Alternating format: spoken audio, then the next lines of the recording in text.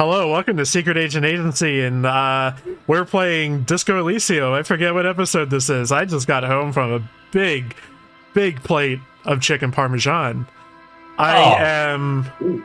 Couldn't manage a target, Kevin, and joining me is empty-headed dumb fuck, Andrew. Hey. Where did that come from? And shares a bank account with his mom, Jihun. How did you know that? Did I tell you that? No. And we are continuing Disco Elysium, but first, let's go over the news. Who wants to be the one to let people know the Queen died? Oh wait, I just did. Ding dong. The Queen is dead. Long live the Queen. I don't really have any feelings. Charles is the new Queen. Yeah, I do have a funny bit of trivia I always like to pull out for times like this. I'm pretty sure all the James Bond novels and movies were all written under the reign of the same monarch. Speaking of which, there was not onion news, which is because of the Queen's death, the Canadian had they had to delay the process because saying Queen was a part of the paperwork, saying oath to the Queen or something like that, so they had to delay. Wait, if the Queen is dead, who do we say the oath now or what? Something like that. So today should be 1, 2, 3, 4, 5, 6, episode 7. Okay, and I wanted to go over briefly what my introduction came from. The Queen is dead, and so is kayfabe. A wrestling pay-per-view called All Out happened from AEW, and after the pay-per-view was a media scrum in which wrestler CM Punk, who debuted about a year ago, to the loudest wrestling pop since I think it was Austin versus Mankind or something, somebody will crucify me, rock Chicago. But in this media scrum, CM Punk went off about one of his co-workers, and then all the presidents of the company talking like he wanted to get fired. And this led to a backstage brawl that apparently was not a wrestling storyline, but was very real. And pretty much every upper Carter in AEW is currently suspended, and people don't know if he's gonna get fired or what's going on. But it's been the most interesting thing that's happened in things I care about this week.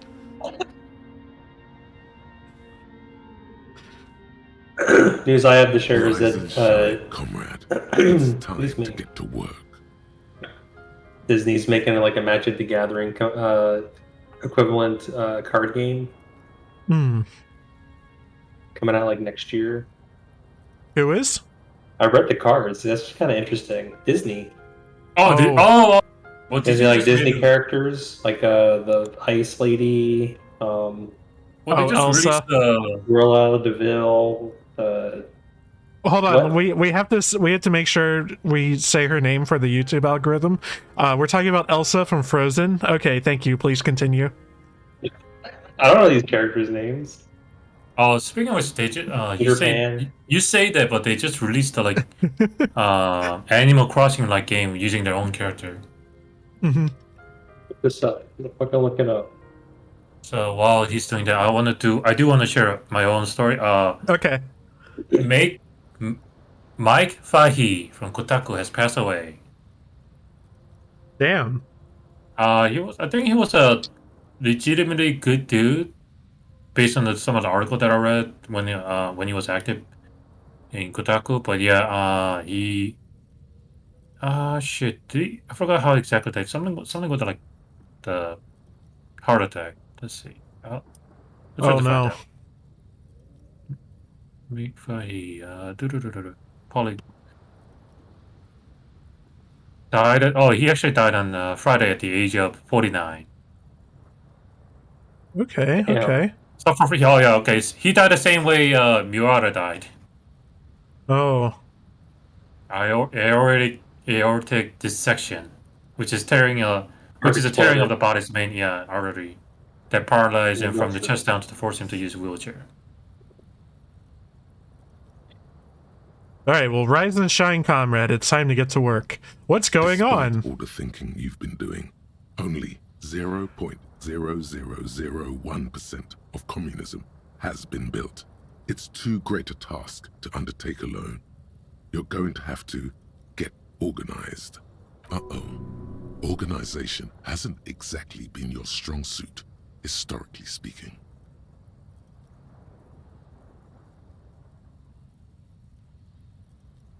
I'm ready. Let's get to it. You must seek out your revolutionary brothers and sisters.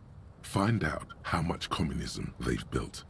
Then, together, maybe you'll be able to build as much as 0.0002% of communism. But it won't be easy. Decades of persecution by coalition authorities have driven the remaining communists of Martinaise underground. They live underground.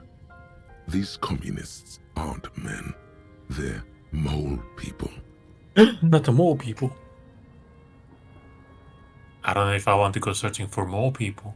Azov's socialist sausage grinder? Hell yeah. Just between us, you may want to lay off this grind up the bourgeoisie stuff. It's a bit off-putting, even to fellow communists. I don't know if I want to search for mole people. They're not mole people. They're your comrades in the eternal class struggle. It's your task to find and join them. Well, I'm part of the coalition authorities. Haven't I been persecuting communists the whole time? Possibly. If you have been, it's only because you're a double agent acting in furtherance of your long-term objectives.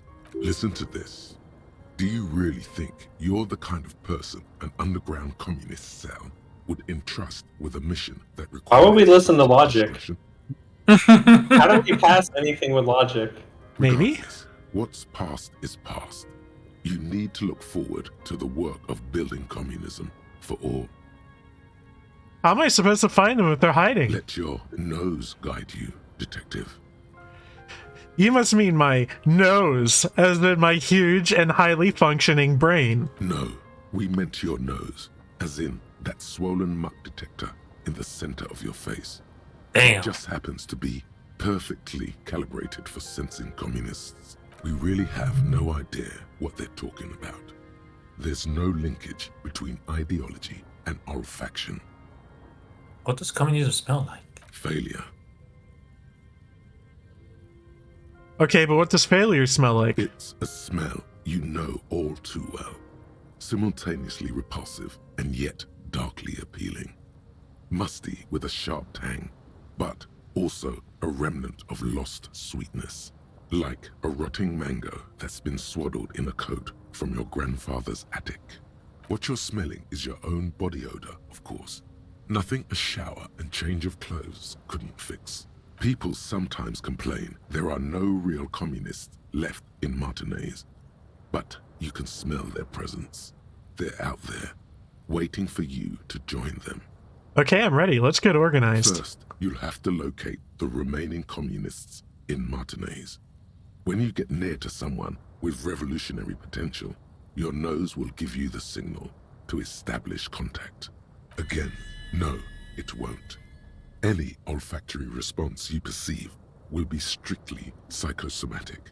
You could also just look for more tangible evidence of communist activity. Images of Krasmazov and white antlers are usually a dead giveaway. All right, let's get to Here it. we go. Wake, brave worker. 'Tis no time for bed. Fight till there's no slaves below, and no masters o'erhead. I just want to note, because as we've discovered, it's only from conversing with people that time actually progresses, and everything that just happened also continued time. Oh, really? It was progressing as we were talking to ourselves. Oh, Yep. okay. Never occurred to me, yeah. Magnesium-based life form. We tell them, hell no. You're about to become a magnesium-based life form. The age of the primitive carbon man is done. No longer must mankind rely on slow-working background radiation to take us further into our genetic destiny. This is the era of guided evolution, and magnesium is the key. You are the first of your species. The next step in human evolution. An advanced magnesium proto-man who mags it up, drinks it down, and sniffs it sideways. So what do we get? Oh, +2. No Yeah, such exactly. thing, man. I was like, it's usually like a neutral thing, but if we're dump setting logic, is just that's a good one for us. Yeah, it's free real estate. Okay, we're pretty close to white morning. Cool. How? How do we have 5 logic? How did that happen? Hold on, what are we wearing? It's definitely your gear because we were talking with those. Okay. Those Oh dudes. yeah, we wanted logic for something we were doing with those guys. Okay, hold on. Let's fix our shit. Yeah. Yeah. Yeah. Appropriate police officer. No, I don't attire. want that either. Hold on. Hold on.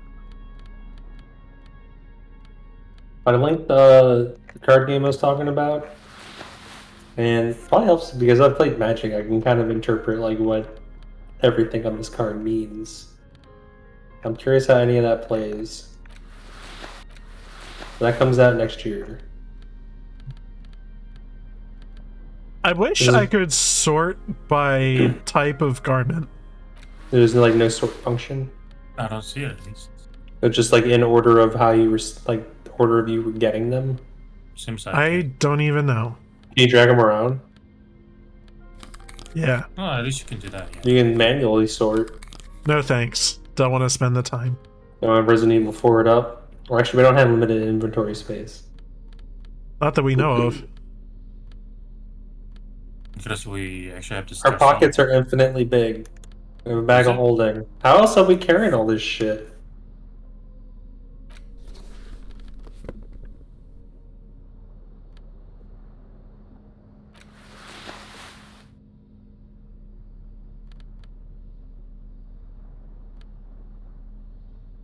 Yes. Yes. We are the cop. We need better Even, headgear. Define better. You know what I mean. Hey, Kim. So I want to go back to Revachol. Oh yeah, isn't there like a fast travel? Yes. This is the full map. Yeah, I suppose so. So when are we gonna get to fuck.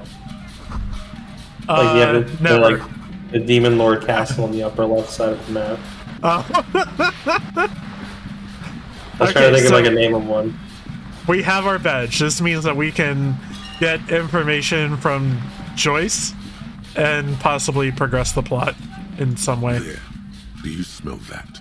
Smell what? Can you not detect that inimitable whiff of dissatisfaction and restlessness, that sense that the world is in need of dramatic, even violent reordering? What do you smell? The first thing that strikes you is the overwhelming brine. You imagine yourself underwater, a 100-legged arthropod scuttling along the murky silt at the bottom of the sea. But then the unmistakable reek of seagull shit hits you, buoyed along on the air currents, an acrid melody atop moldering cords of wood rot and heavy fuel oil. Everything in order, detective?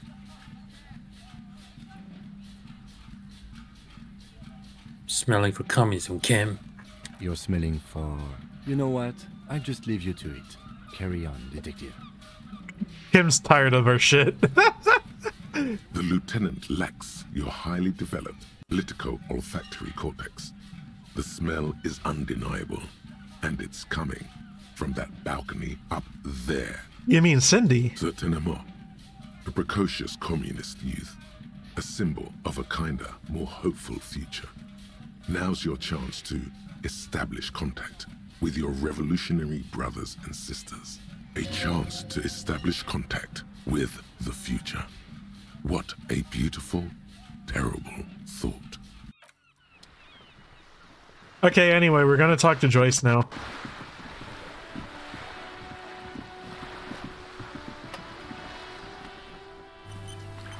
Oh,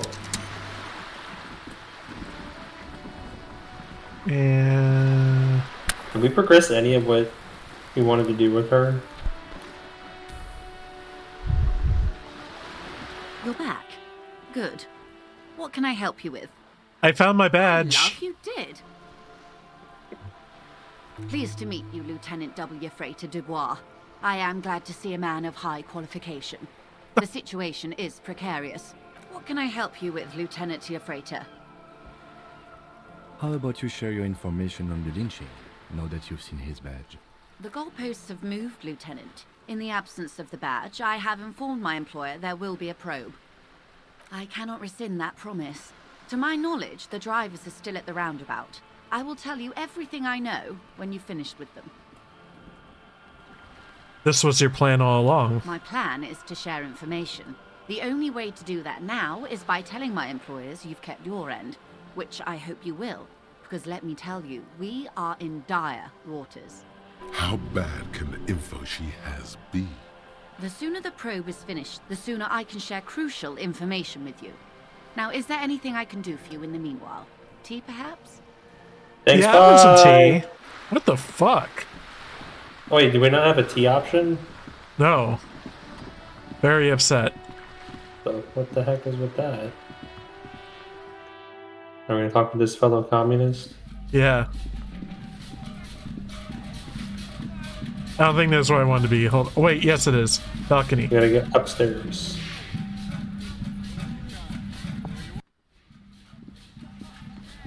Hey. Hello again, officers. Have you come to admire my mural?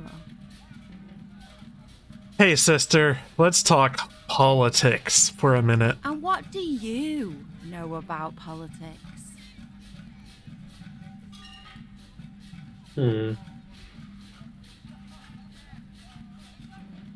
Are you leaving this decision to me and Jihun? I just want to know what you guys think. I'm going for 2. I like to. My nose told me you're also a communist. We should team up and join forces. Well, well. Sounds like quite the snout you've got there. Your olfactory department wants you to know that it accepts no responsibility for wherever this line of interrogation leads you. Sure. I know someone who'd love to talk the ideological stuff. You're looking for Steban, Who's the ban? a right communist who runs a mega cool and very secret meeting. Where can I find him? I might. Will you tell me? No. The lieutenant let slip a sigh that seems to suggest this turn was utterly predictable.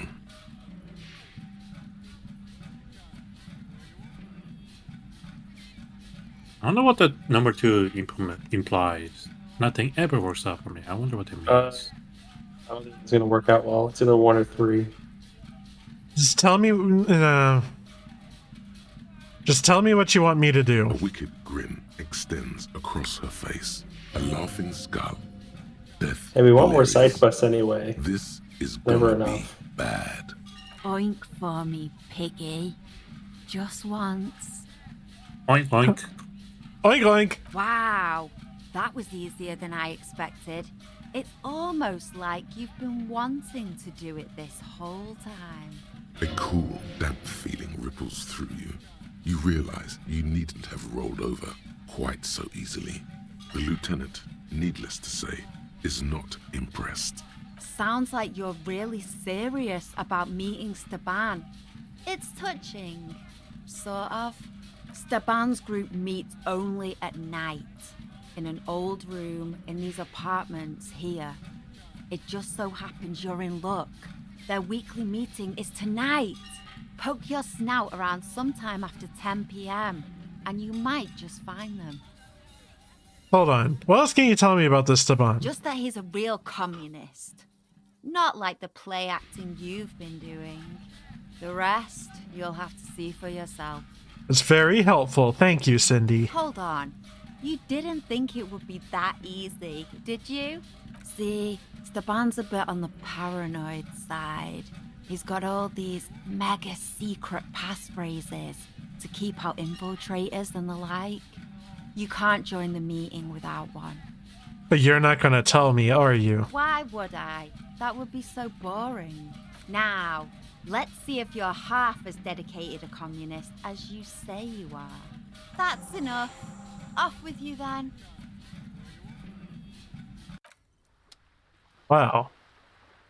All right.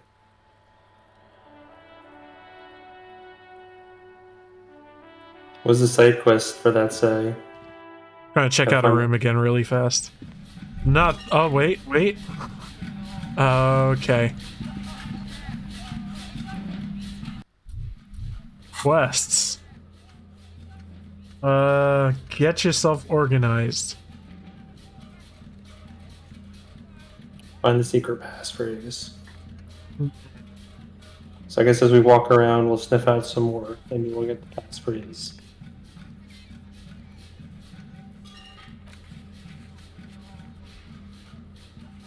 Guess you gotta find more comrades.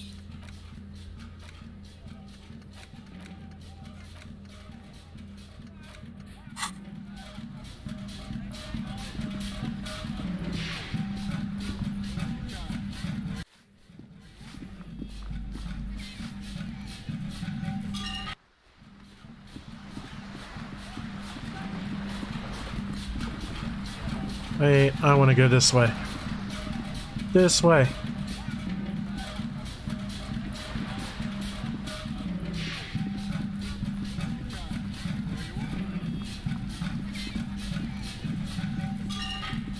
Oh no, I'm a fool. Where sure to go? Actually, let me look at this. Nothing to Our see. conceptualization is like negative a million. Okay.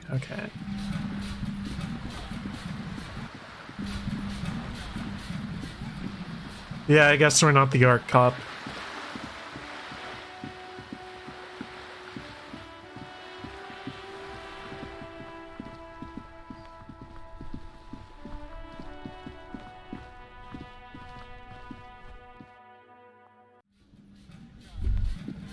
Wait, no.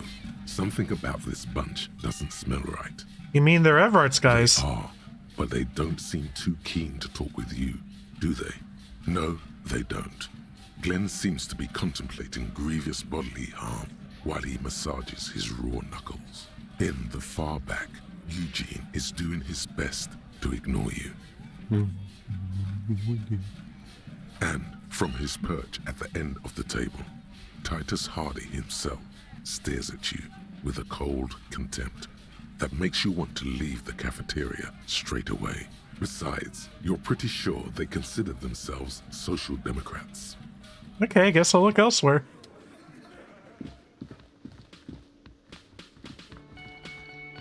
Can I help you? Bart, I need to sing karaoke now. No, you don't. It's not happening.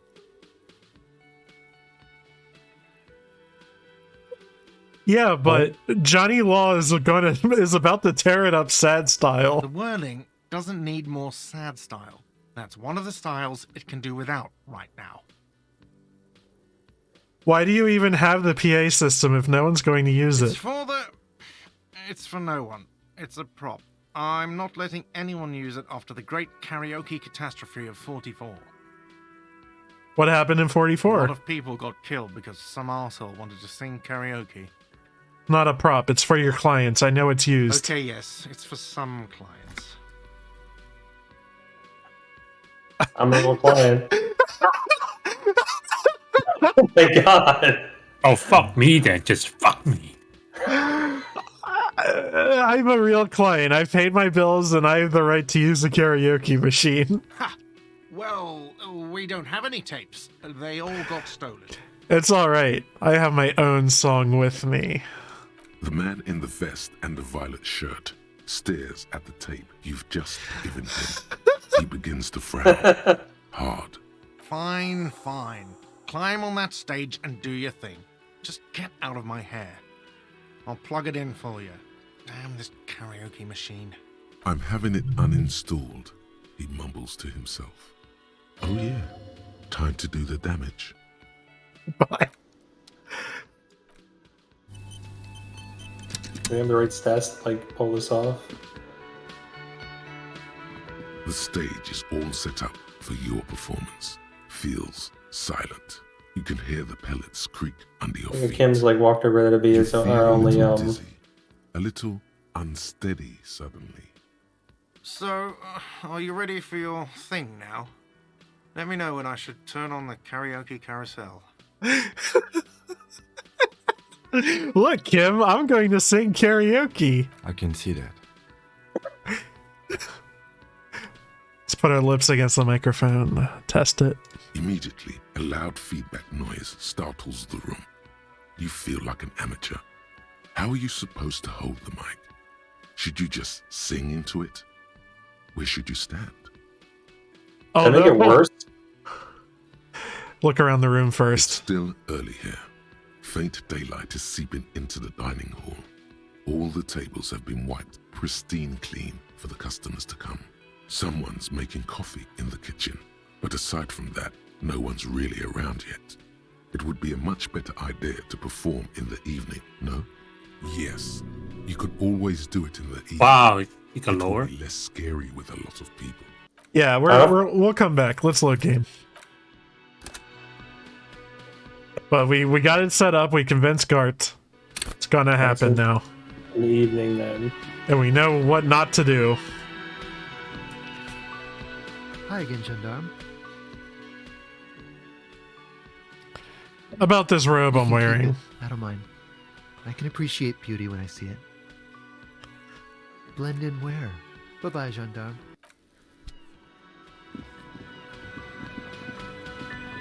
The man ponders. Oh, right. We can talk to her. Oh, hello, dear. There you are again.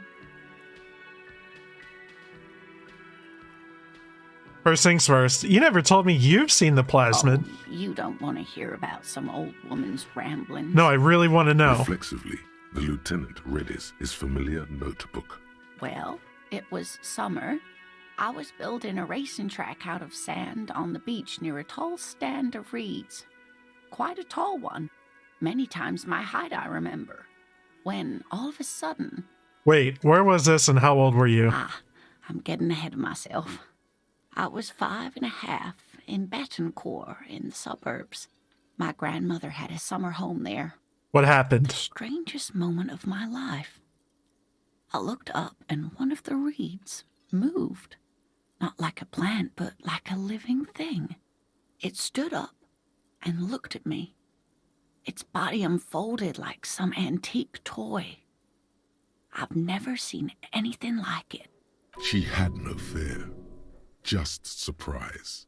I didn't know this can happen, so I reached my arm and touched the thing. It felt just like a stalk of reed, but it moved, swaying, towering above me. After a while, 20 seconds, a minute maybe, it left, went into the reeds. Did you follow it? I tried, but I was only a child. There was mud and high water. I couldn't see it anymore. I was just standing there knee-deep in mud, looking around me. Where did you go? Don't go. Then what? I ran back home to my grandmother and asked her if reeds could walk, and told her they were looking at me. Of course, she just laughed at me, but I knew what I'd seen. For years, it was a story I told at parties when I wanted to impress boys. That sort of thing. Of course, most people just took it as a strange, amusing anecdote. So did I, honestly. But then I met Morel. We were on our first date when I told him my story. You should have seen his face. He said my descriptions matched the phasmid down to a T. Its white marble limbs, the way it moved. So that's how they met. This is beyond significant for them. You were on a date? Our first. Yes. Its limbs are white? Not all of them, as far as I remember. Some of them on the inside, like stalks of marble, if that makes sense. How big was it? It's hard to say how big things are when you're quite small yourself. To me, it seemed to be taller than I was then, but that's probably not the case. Kim, what do you think of this? I thought it was a wonderful story, ma'am. But I don't believe it. A child left unattended on a warm day. Children make up stories and then end up believing them. Thank you for sharing this with me. You're welcome, sweetie. I do appreciate the chance to relive it whenever I get one. It was just such an impossibly sunshiny day. So warm. And she could get up and walk right into the reeds on her own, into the mud, anywhere. I ran into your husband on the coast. Goodness, how is he? Did he say why he hasn't returned yet? He's fine, ma'am. As we had suspected, he couldn't get back earlier because the water lock on the canal was broken. Now he's just finishing up some work. Oh, yes. That's my Morel. He's bound to catch a cold staying out there for so long. But I am so relieved to hear that he's okay. Thank you for putting an old woman's heart at ease, if even a little. You haven't, however. There are dangers out there. Our aging body's foul. Her heart won't rest until Morel is safely back with her.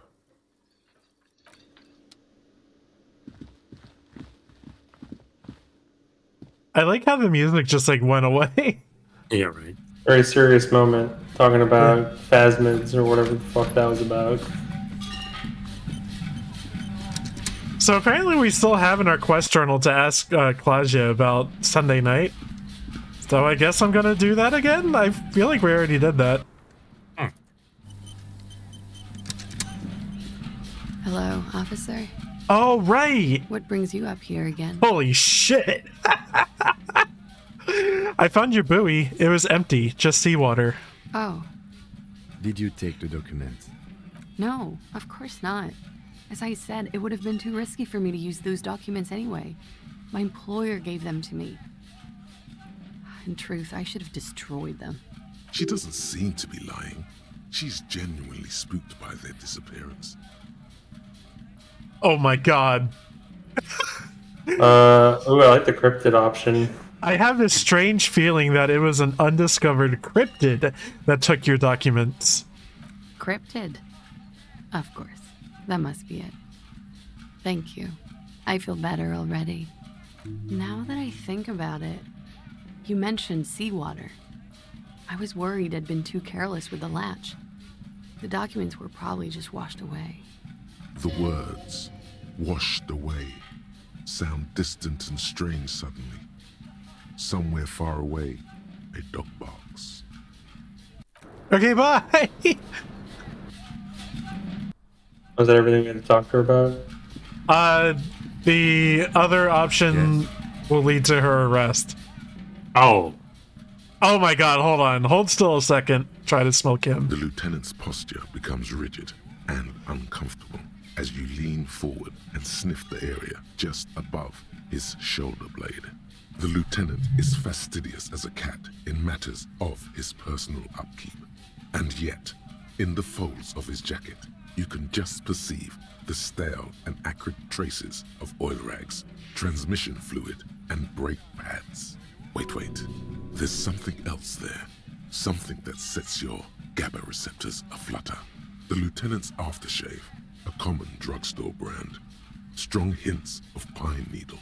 But what sort of ideological picture do these smells paint? Tough to say. Do you need something, detective?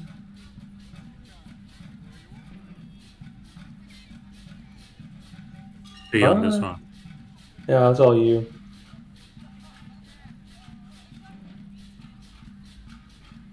Just as I suspected. You're no lieutenant. You're a mechanic. I do like to hang around the motor pool every now and then, but that doesn't make me a mechanic.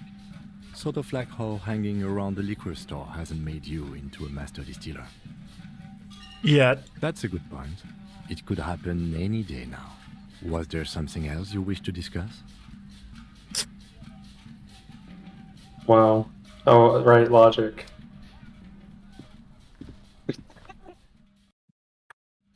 Yeah, the choices we made, some dialogue things we just can't do. That's okay.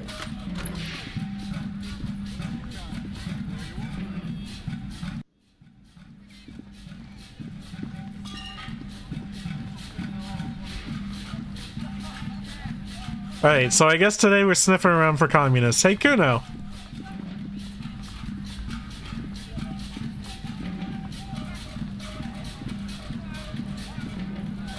Fuck does Kuno care?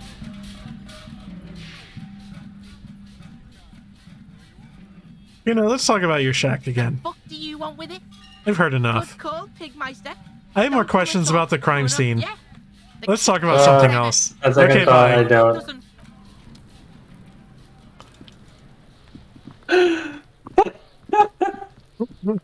What do you see?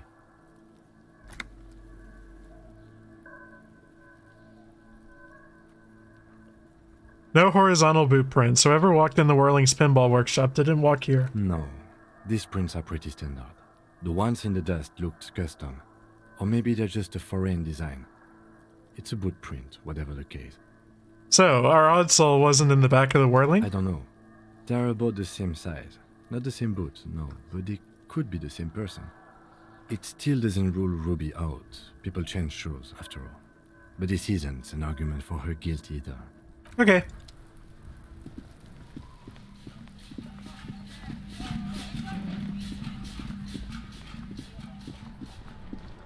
What's her aim right now? Like investigating the person who may or may not have been trying to kill her.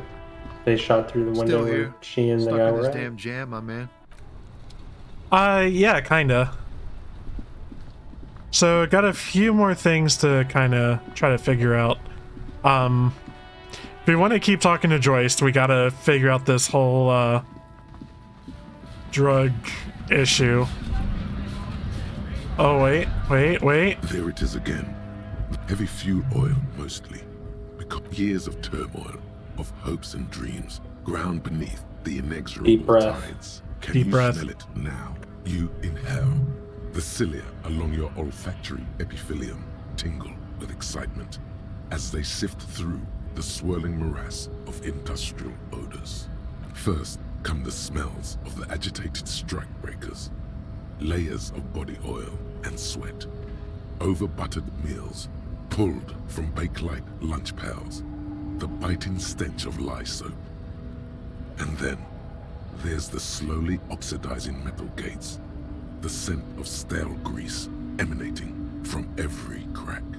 Still smelling for communists, detective? Yes. Well, I'll be over here when you're finished. His impatience is feigned. He's curious to see how this personal errand shakes out. What the lieutenant thinks is irrelevant. Your politico-olfactory cortex is lighting up like a holiday display. Look, it's pointing you right to that railing over there. You mean from mañana? Yes, now's your chance to establish contact.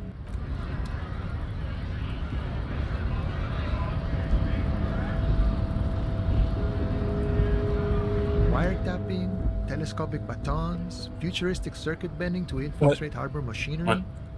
Maybe you could even knock that Kowalson crane over using some remote controls. What? Listen, mañana. There's something important I need to talk to you about. What's that, boy? Now's your chance. Remember, communists are notoriously skittish, so it's best to insinuate your way in.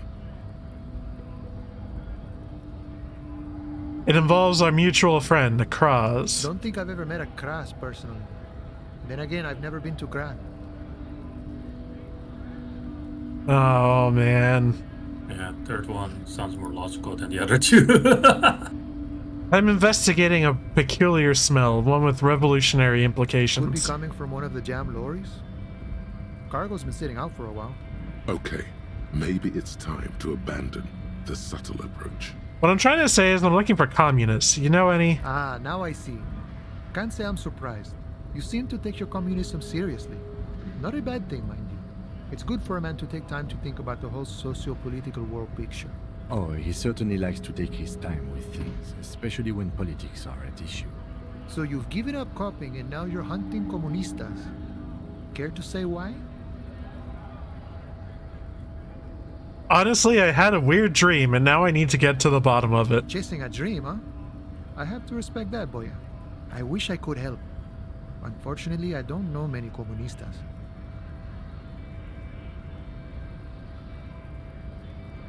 Wait. Let me reread the first one. Yeah, the first one is tough to parse. I know you said you're not really communist, but aren't you? Or aren't you actually communist? Oh, okay. Maybe, maybe not. Either way, I'm not institutional. A man's got to blaze his own trail, in my book. Okay, so maybe he's not exactly a communist, but there's definitely some communistic residue about him. Ah, but you know, I did meet a genuine ideologo a few months ago.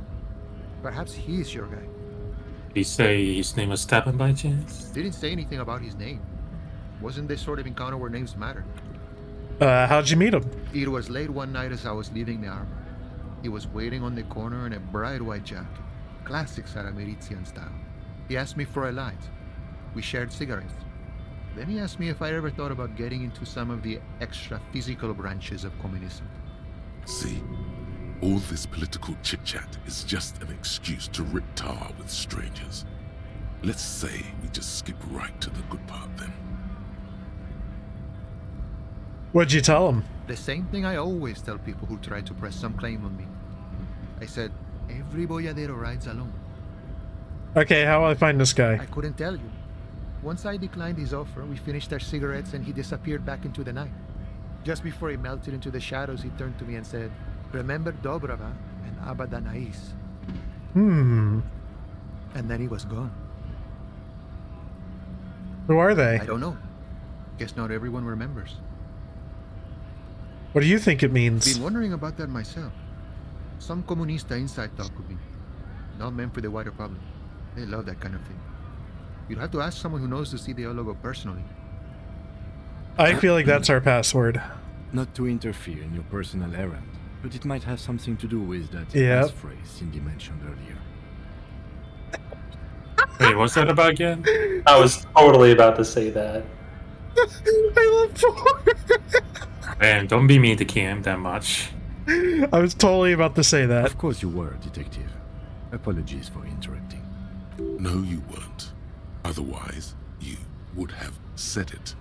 In truth, it was quite beyond your associative powers. Just in time. The faithful partner arrives with the key that turns the lock. You two make a good pair. I salute you, boyas, and wish you good fortune on this grand ideological quest. The man whispers a jaunty tune. A coastal breeze ruffles his hair. Okay, bye. Alright, the 2200 is when we can do that. Yeah. We need to solve this whole thing with the drugs. What's it? Oh, it doesn't give you a hint or anything like that. I don't even remember what this is even about. The woman Yeah. is still hot. Never mind, bye. The woman. Huh? How? Leave her alone. Okay. I'm going to save and see if I can squeeze information out of this guy. It's too bad, because I like this guy. Still here. Stuck in this damn jam, my man. What's up? Changed my mind about you and your friend, the lady driver. What? But I told you she's my friend. Please don't make me give her up, detective. Get someone else. There's a ton of drivers here. She's a suspect, and I need you to tell me where she is, or I can't finish the investigation. I thought you were a different kind of cop. The realization that you've used his friendliness and goodwill. Remember, you're doing it for the bigger investigation. This is important. Relax. Where's the lady All's driver? clear. Her lorry's still here. Down past the statue of Philippe. The cabin is green. You can get in there with these. That's all I know. When did she leave? Last Friday.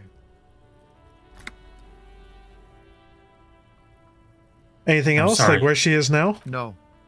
I'm sorry I had to do this. And why do you have the She keys? left them to me I don't apologize, because she Jihun. trusts Oh, me, we're not right. Sorry. so I can get it out of the way when the jam breaks loose. Otherwise, The other drivers would have to tow it or break in to get the machines moving. Let's go, Kim. Thank you for your cooperation, sir. I know it was hard, but you did the right thing. you don't really think so. I really do. If I didn't, I wouldn't be in the RCM. Take care, sir. So what happens if Oh, I look. speak to him now? It's the cop who turned me into a bad person.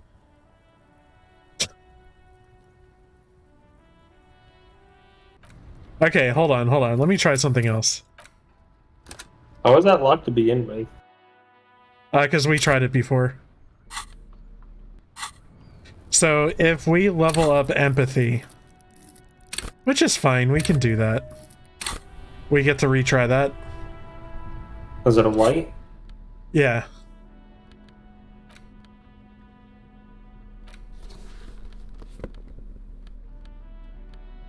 While you're organizing your equipment, quick announcement: Humble Bundle is selling 2K mega hit, including Borderlands 3, XCOM Ultimate Collection, and Bioshock the Collection. That's Oh, also there's a sale on Nintendo eShop for I was like a shitload of games on sale there. Yeah, Nipponichi software. So like all Disgaea games and stuff like that. You They're should good check on it there. out.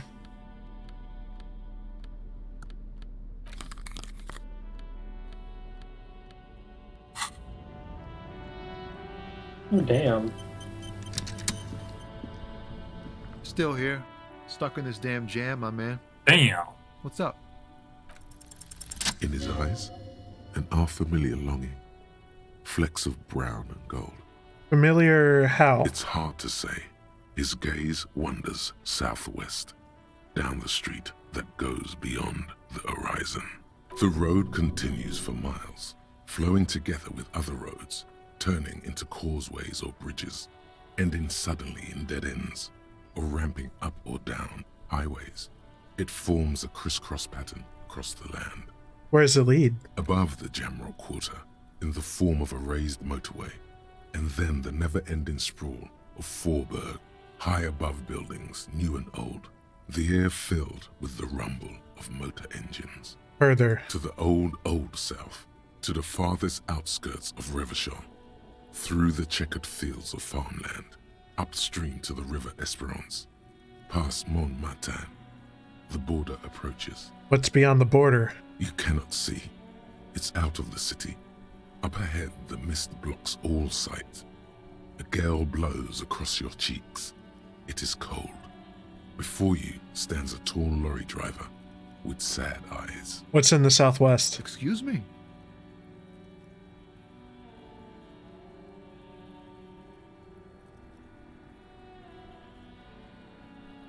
I'm a cop. I can fix anything. Oh, that 3 sounds like we're trying to connect with them some more. Yeah. Hell, I get longing. I felt something similar since I woke up. Man, I don't know what to say. Not much anyone can do. There's no helping in absence, you know. I miss my family. They're all I have. My wife, second kid on the way, waiting all the way in Diora. And here I am stuck in this shit, so far from home. Diora? Diora of the Seven Seas.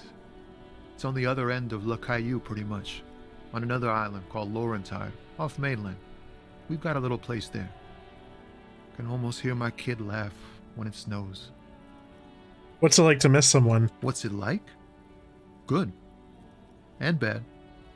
An ache that brings you joy. I think of them a lot. I dream up these silly scenarios in great detail of living with them. It comforts me.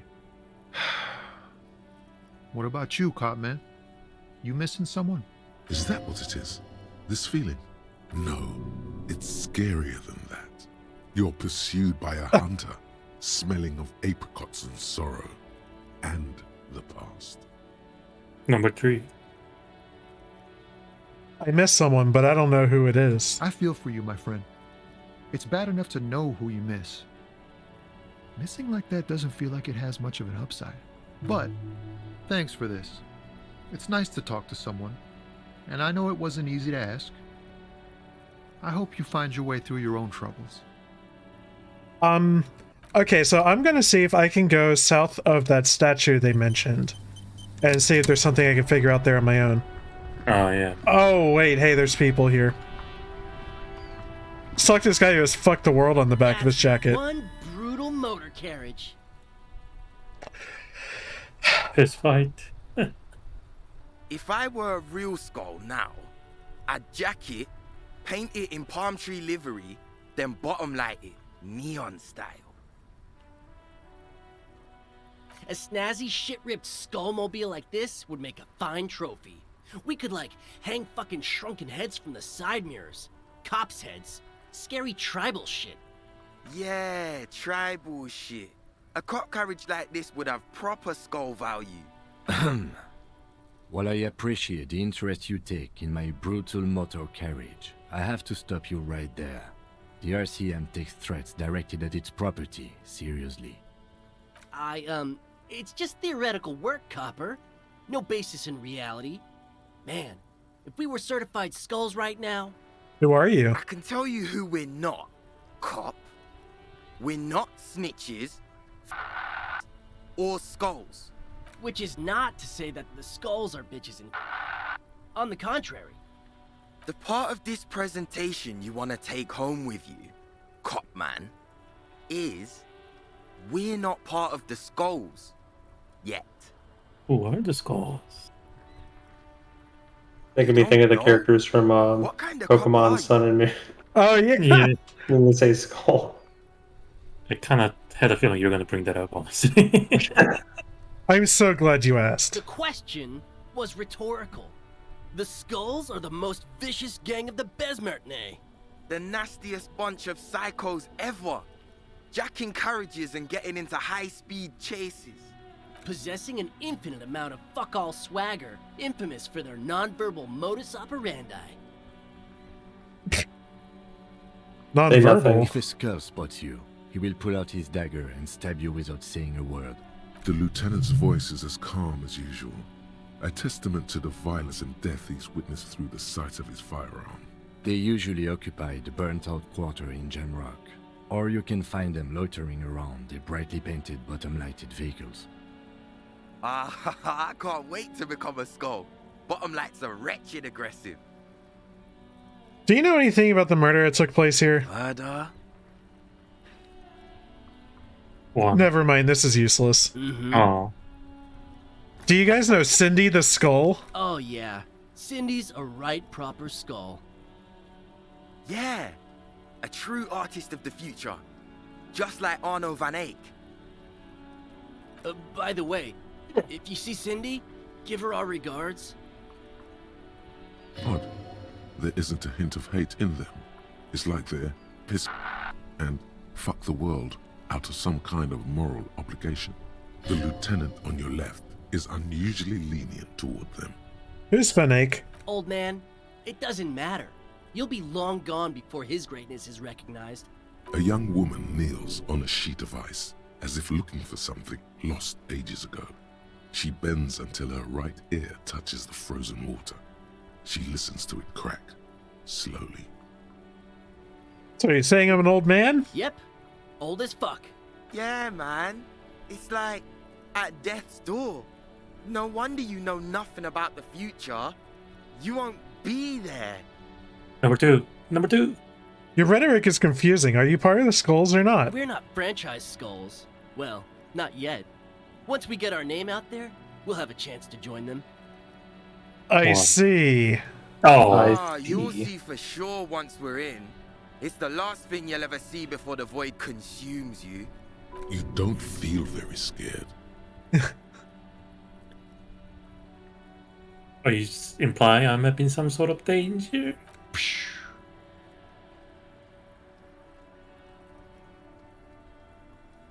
A threat?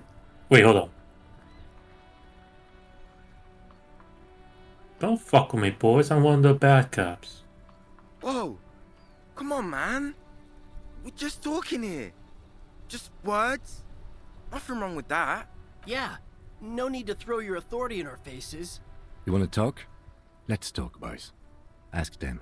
He liked how you decisively shut down a situation that could have turned into a farce.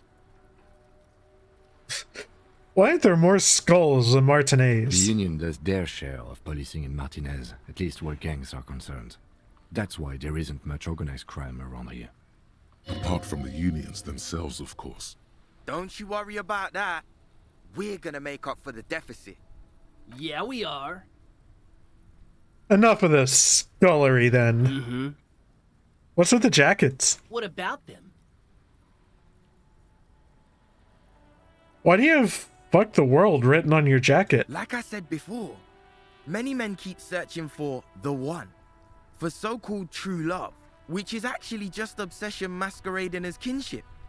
The thrill of the chase, the hollowness that fills your chest cavity after catching it.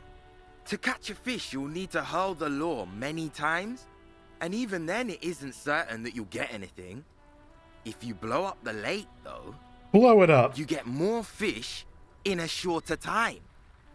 And, for time is of the essence and fleeting ever so quickly, one must think of a way to fuck the whole world and not get caught up in fucking some one. Because when one fucks everything, he fucks nothing. And that, to me, feels glorious. Sticking your dick into the void. Why does your jacket have piss written on it? Well, first off, it's a statement and not necessarily something that characterizes me as a person, even though the statement has character. And I do like piss.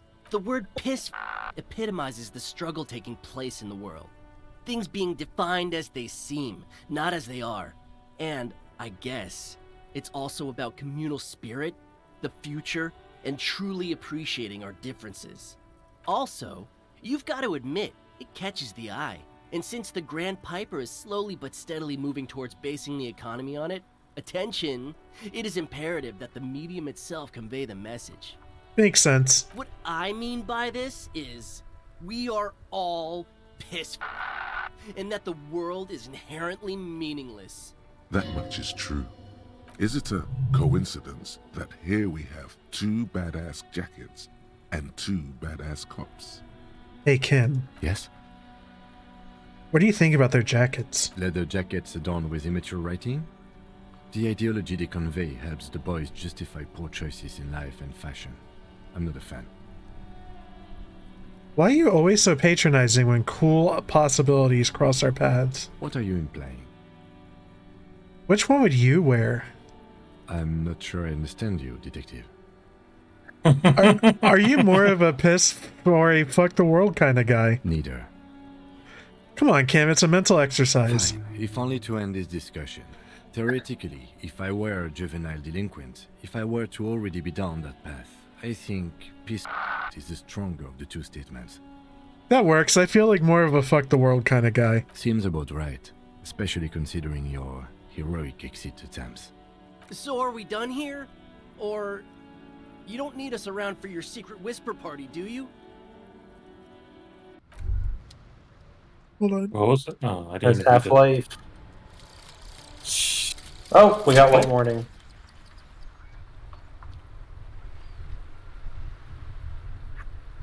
I don't know what this does. Oh, is not going to read this one? And the little guy gets smaller and smaller as he rises above the dollhouse world.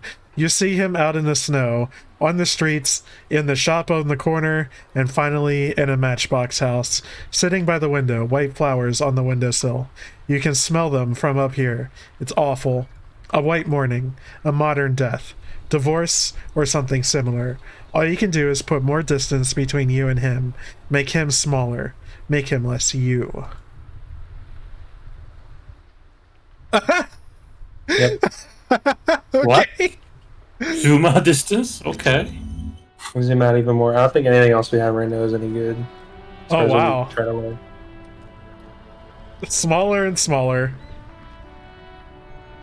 I like Okay. that that's like a bonus that like, you just That ride is unlocked. fucking lightning. Hey, piss. Look who it is. Shrunken cophead material. On your jackets. No. Don't What? ask anything. Be subtle and scary.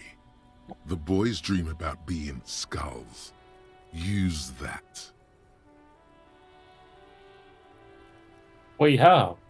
Suggest their massive skulls. Come on. Boys with... I'll do it.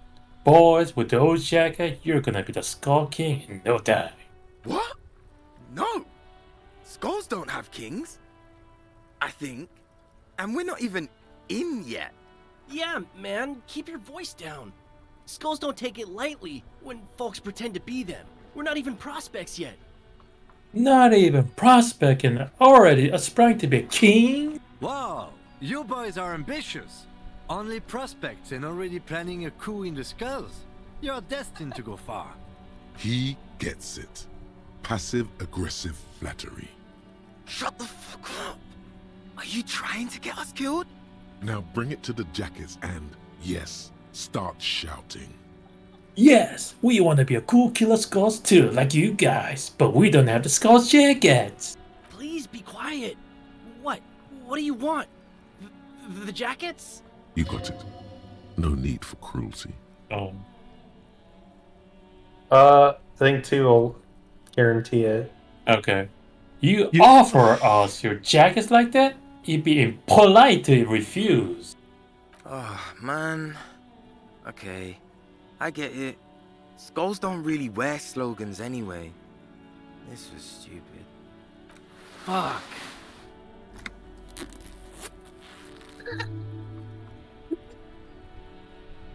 The lieutenant watches the boys take their jackets off with mild amusement. If you're more of your piss farts kind of guy, I'll take the other one. I'm absolutely okay with not having either one, thank you. Why not? That's a pair. We could really raise hell. Go undercover. Hard. This case doesn't require us to go undercover or raise hell. In fact, I don't think the jackets will be useful at all. I just wanted them to not have them anymore. Cold-hearted cop. Still, it's good to know we are a pair in case the need arises. The need will not arise. The jackets are meant to complete each other. If a man was standing alone on a street corner with piss written on his back, it'd just be an individual that has taken a liking to urine. And fuck the world all on its own is, frankly, generic. I don't know, Eric. It's cold out. Yeah, let's get out of here. The cops fucked us. That was great. Mm-hmm. What are the stats on these? I need Kim to get this jacket. Yes. Hold on. Damn. Hold on. Let me look this up. This is really important. I don't know if it's possible to give him the jacket. I have a high doubt that it's possible.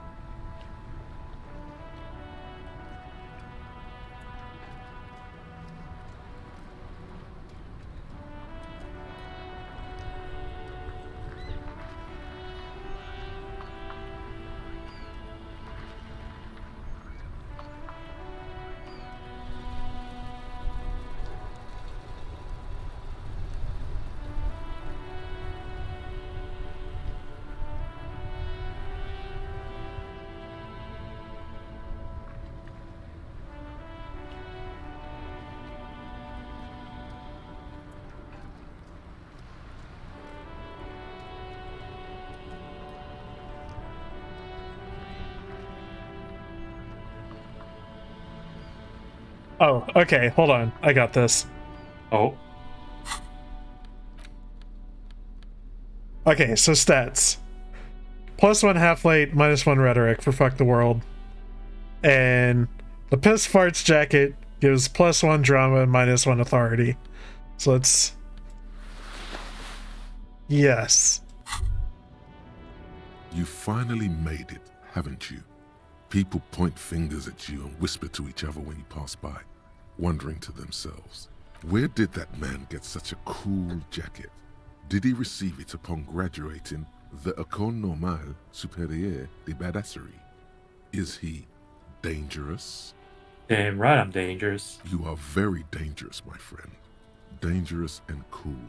In fact, no one dares to say a single thing about the jacket.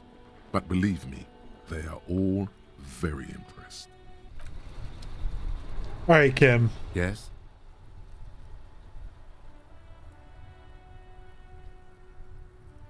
Damn. I guess we can't yet, but soon. There will be an good. opportunity. You found The the time- answer online? I think so. I Okay. think the time will come. What did the answer on the online say?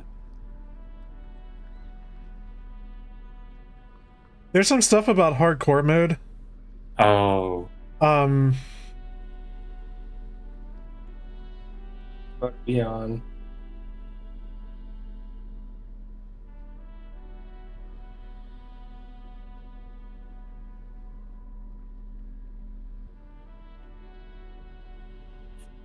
I'd say we're looking pretty good at this point.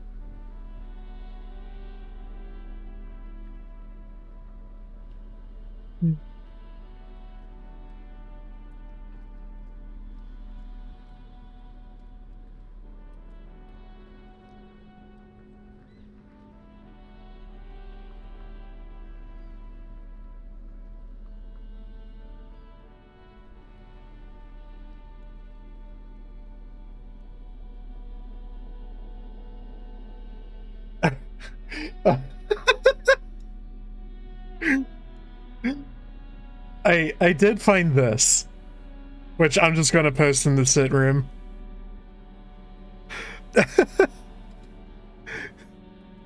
Oh.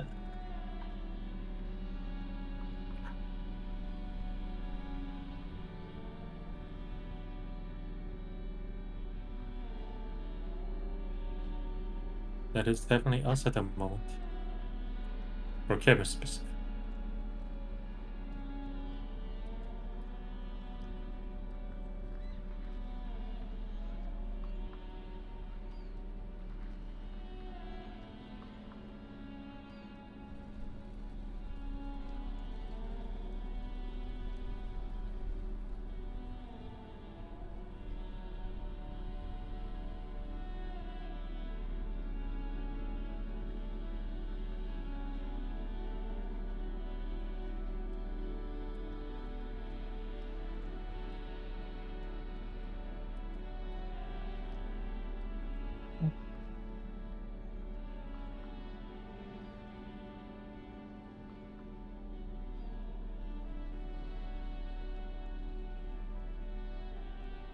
Oh, so I mentioned card games earlier. There's Okay, also I have no idea. Sorry. Oh. Carry on. This is like random conversation topic, but I mentioned that Disney card game. Magic just had a new set release, and right before it released, they had this almost like fucking Marvel equivalent of here's all the shit coming out for like the next year and a half. And it's just like, I don't know. I was like, what do you think about that kind of stuff? 'Cause I just don't care anymore. Look who it is. No. What? Yeah. I'm gonna try something. One sec. Now bring it to the jackets and Please be quiet. you got it. No need for cruelty. Oh, man. Fuck. I'm just gonna try saying the other thing here. The lieutenant watches the boys take their jackets. I'm absolutely okay with not having either one. But don't you want to express your individuality? I already am expressing my individuality. I'm not. I don't have a jacket anymore. Good. I wanted you not to express yours. Cold-hearted cop. The need. The jacket. I don't know, Eric. Yeah. Let's get out of here. The cops fucked us. Okay. Well, maybe a time will come where we can make this happen still.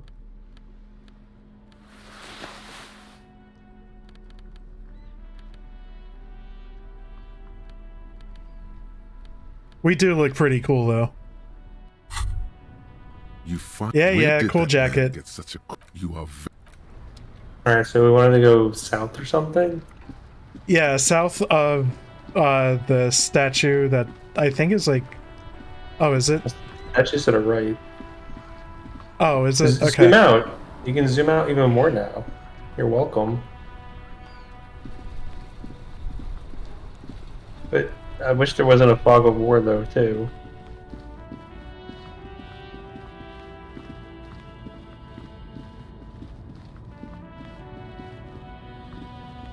Can we go south from here? Well, this is the green lorry.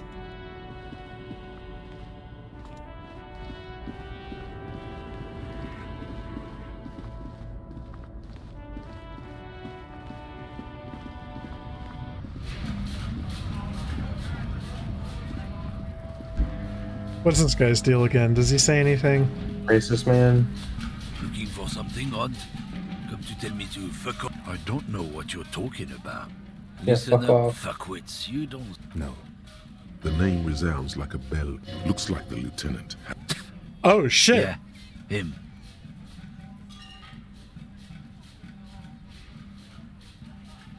Let's cross arms and nod. Then I presume you are familiar with his peonies. Yeah, they're his little bitches. He's got them all over the unions. Not just the unions. He has peonies everywhere. Some say he even has them in the RCM. Dirty fucking peonies who'd do anything for him. Multi-ethnic drug addicts. You're not peonies. You wouldn't be investigating a drug thing if you were. No, of course not. We are not peonies. But if we were, and one of Madre's drivers were to be stealing from him, then it's a good peony's job to find out who that is. It's not a hard job. It won't take a long time. It won't make Madre angry. But a stupid fucking racist is standing in the way, protecting this fucking thief. I'm not scared of you or the mob. I'm under the protection of the Lorrymen and Carters Guild. You've seen that corpse in the ceramic armor there. Did his shitty little guild protect him? Nah, you wouldn't just leave him out there if you... The lieutenant turns and gives you a barely perceptible nod. I softened him up as best I could. Now it's on you to finish the job. What's Got a that? negative for the go fuck yourself. Come on, Ron. Again, Men like this only respect two things: strength and fear. Time to turn up the volume. Show me her lorry right fucking now. The lady driver's lorry. What is it? You pulling Batman now? Ooh. I told you, I'm not gonna... There. His voice grows smaller as yours. Let's see.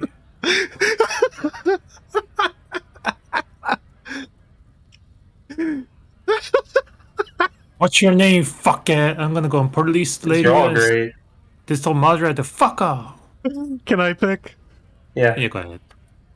I'm gonna fuck you for the rest of my life, you understand? Fucking homo cop. Ooh. Fuck you, man. It's Is all that a the way thing? down there. Green, banged up thing. I don't fucking know Ooh. who she is. When did she go away? I don't know. I don't even know her name. She just rolls with the fleet and acts like a big shot. Some dyke, probably. I haven't even seen her for days. Where exactly is her lorry? Past the monument. Down there. The Green Temple. Now, leave me the fuck alone, okay? A small temple by the monument. Green. Let's get into that lorry. Looks like he got his adrenaline up, too. Okay, bye. Fuck you. Someone remind me what's the importance of this driver? Apparently she was a big drug dealer or something, and Joyce wants information about her. Oh, okay.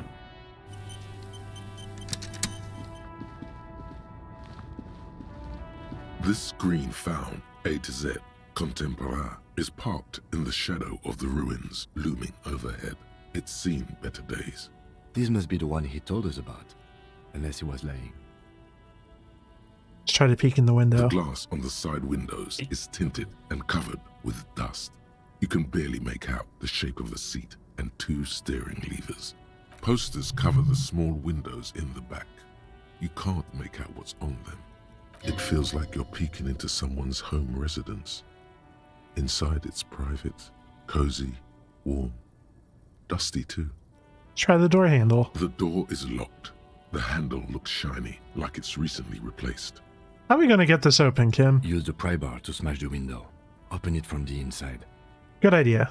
I don't know how good it is, but this investigation has taken... Whoa. We can No, hold on. Totally not. We don't have the tool.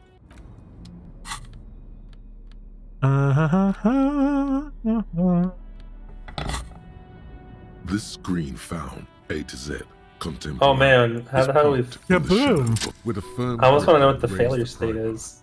A glint of light catching on the tip. Call down the hammer of truth and justice. Release your secrets, lorry cabin. Fuck the police.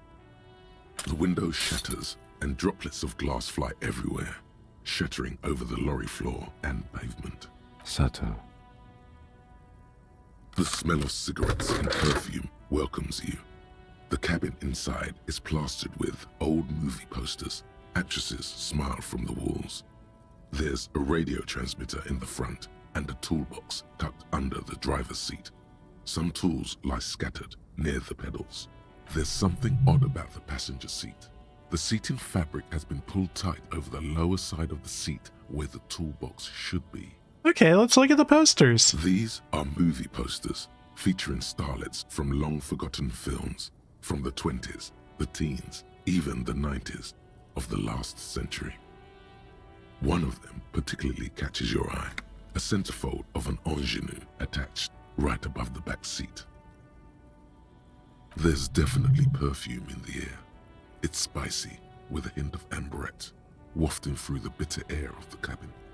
What's that smell? The remnants of a sweet juniper-scented perfume, probably Grenade No. 5. Let's study the centerfold, boys. The actress is draped in a sheathed dress, one of her shoulders bared. The faded remains of an autograph run across the poster. She's looking past the camera. A feeling of tenderness washes over you. A longing even, perhaps. And gentle tragedy. Wait, doesn't she resemble someone you know? Oh, come on. But you can't put your finger on whom exactly. Enough of the posters. The actresses and the rare actor all smile you a warm goodbye. A radio transmitter is attached to the dashboard and a toolbox sits under the driver's seat. Let's check the pedals. You wedge yourself under the steering wheel to get a better look. Seems like the few tools lying around here, a hammer, a pair of pliers, a rusty wrench, have been casually thrown there by the disorganized driver. But one odd detail does catch your eye. A piece of sandpaper has been glued to the throttle. Why would anyone glue a piece of sandpaper to the gas pedal? Sandpaper? A novel technique. Must be to offer some extra grip to the driver's foot. The sandpaper would also rub off the pattern from the driver's right boot sole. Yes? Do the honors, he thinks. Connect it to yourself. One of the footprints at the crime scene had an aberration. One sole was smoother than the other. Which means that the missing lady driver was Level up. present at the lynching. Ruby? Looks like her, yes. And she's also the one running the drug trade. What a handful. This looks like proof the missing 8th person at the lynching was Ruby. Do you think that Hardy and his boys could also be involved in the drug operation?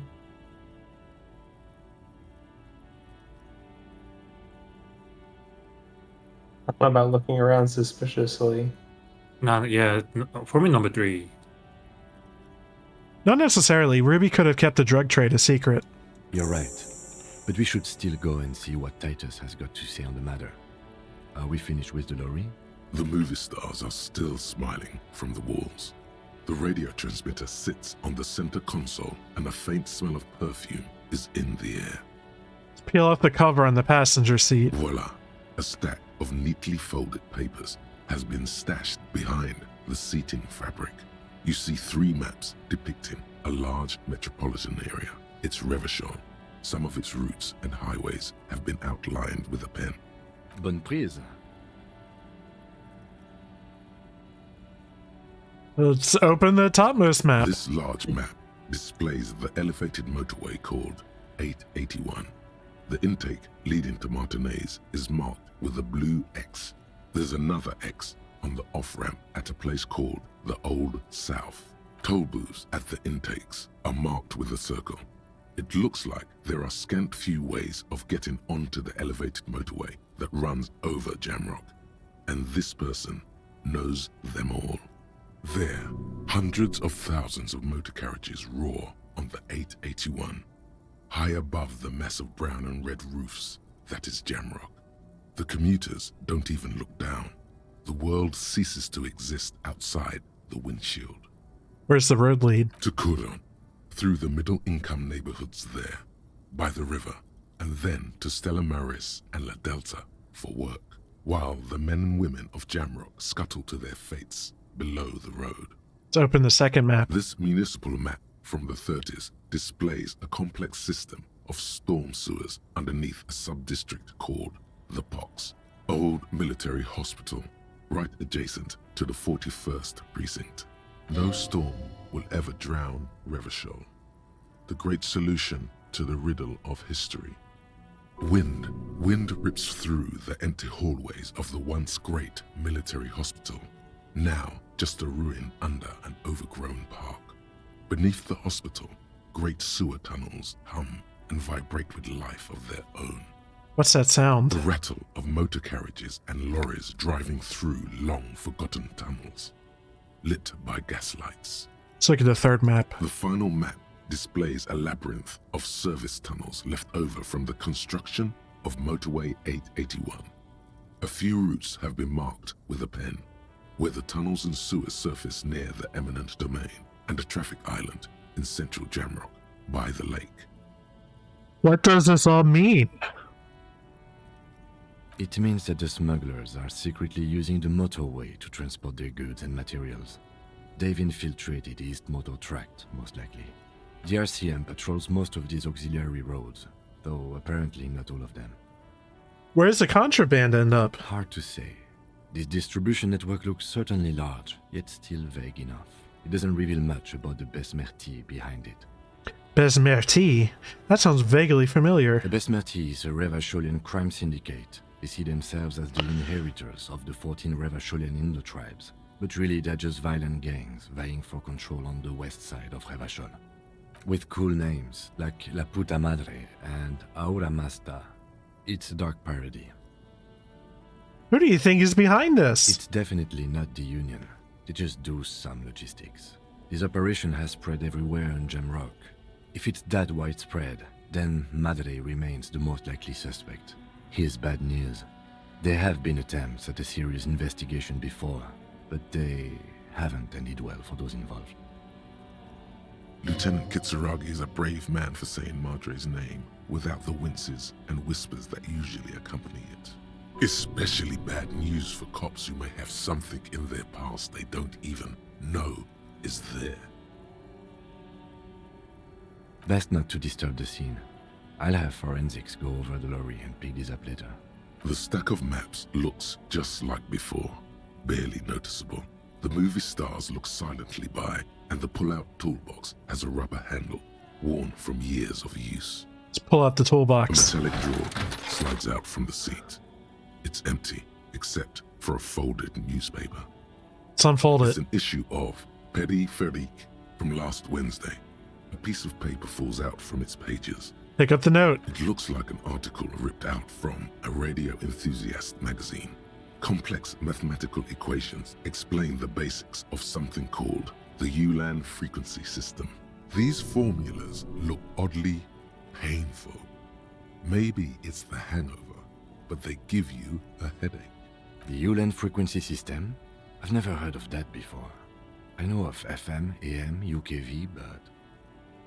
The pull-out toolbox slides back into its nest. The rest is as it was. Posters, a radio, dust on the windows. Let's look at the radio. Looks like the frequency dial is absent. It requires a key to work, but the key has been removed, likely by the missing lady driver. Strange. There are so many radio stations saved here. Must be over 100 at least. Why would anyone need so many radio Or stations? contacting an entire fleet of lorrymen, for example. This is all shortwave, UW and UKV. Looks like we are dealing with an impressive organizational tool. The nerve center of a huge operation, with quite a range too. Is there anything we can do with the radio? Doesn't look like it. It's completely inoperable without a dial key. What else is The here? ghostly actresses.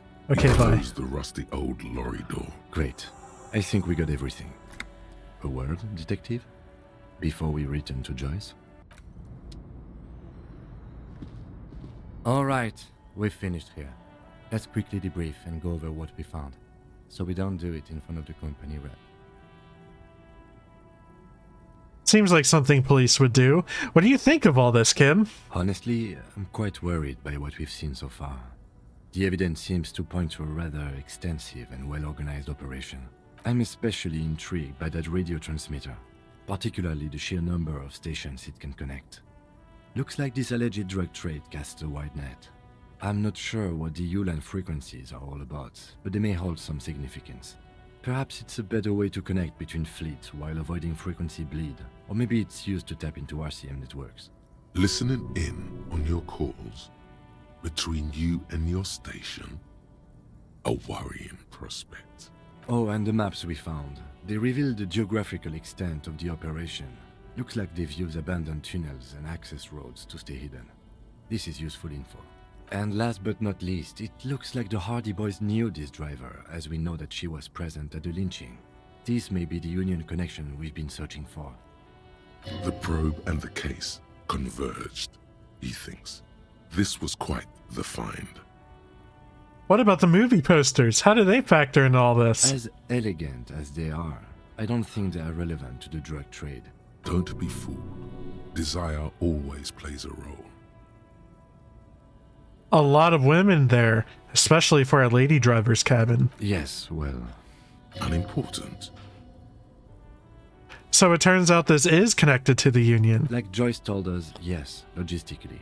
But don't expect to bust this open during our stay here. At best, this is an angle we can use against them, to other ends, as extra ammunition. Meaning, someone as slippery as Everard won't be caught by a couple of cops and some stuff they found in some cabin. Will the RCM open investigation into We this? should return to the murder case. See what Joyce tells us about the lynching. When we are done for the day, I call my station and suggest our narcotics department look into it. There are more than enough grounds to start an official investigation, sometime later when we are done here.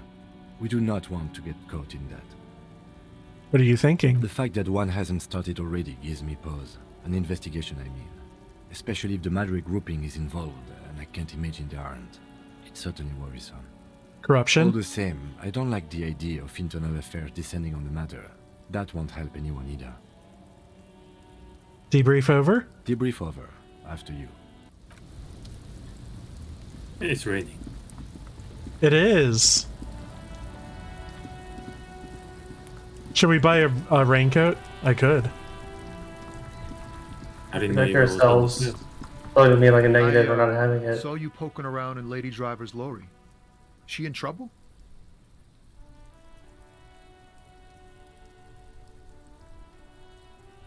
The racist told us where her cabin is. We only searched it. Still better than me, I guess. Told you there's plenty of others who tell on her. But is she in trouble? What do you guys want to say? Two. Uh, 2 or 3. Yeah. 3 is reasonable, but I don't know. We plan with this guy or what? No trouble. She's gonna be fine. Oh man, that's like a load off my mind. All that stress was messing up my rhymes. What's the plan with those rhymes anyway? Oh, you know. Tommy Leham's gonna be a musician. Sprechgesang, but with beats. I've got a lot of free time on the road to hone my craft. Why Tommy Lehami? Tommy Lam was taken. My real name's Jerry Lafitte. Tommy's way better. It's more him. Good luck with that, Tommy. Gotta run. Yeah, you too. Be safe, detective.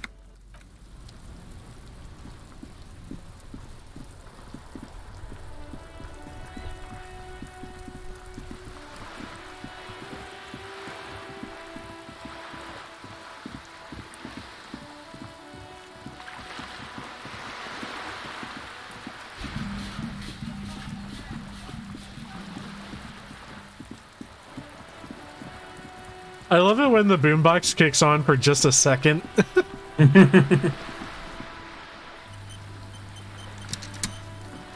You're back. Good. What can I help you with? I spoke with the lorryman about this at the roundabout. Yes, my eyes on the harbour have sent word to that effect. What have you discovered? Wait, where exactly are these eyes located? It doesn't really matter, and I do apologize for the surveillance. Wild Pines can't afford to be blind at a time like this. In any case, it's a relief to know someone has looked into it. If I may ask, will there be an official investigation? I assume you discovered there is an operation. She's trying to conceal her excitement, but the slight glimmer in her green eyes tells you otherwise. If there is an investigation, it will be part of an ongoing operation, subject to confidentiality. I'm sure you understand. Of course, detectives. In any case, you've held up your end of our arrangement. I trust you with the rest. Now it's my turn. I wouldn't normally break protocol like this, but the situation demands it. If you don't solve this murder, I'm afraid we may have a bloodbath on our hands. The words bloodbath sound cold in her mouth. They taste of iron and strawberries. What was that about a bloodbath? Yes. I'm afraid this strike may descend into a small-scale civil war, with possible consequences for all of Rivershoal West. Since you are sharing, man, this is also the RCM's worst-case scenario. Then we're on the same page, as grim as it may be. I've already heard about a connection between the lynching and strike, but I need your testimony. I have an indirect role to play, I'm sad to say. My employer experienced a momentary lapse of faith in me. In that moment, they elected to deploy a private military contractor as an insurance measure. They called it my security detail. A momentary lapse of faith. They were dispatched after I relayed the union's initial offer. Every worker... A member of the board.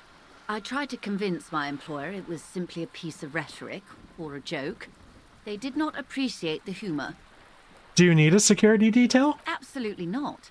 These mercenaries are muscle, pure and simple. They are meant to intimidate the Union into surrendering. Who are they, exactly? Crenell, an Oranese military company. As far as I know, 3 arrived in Martinez.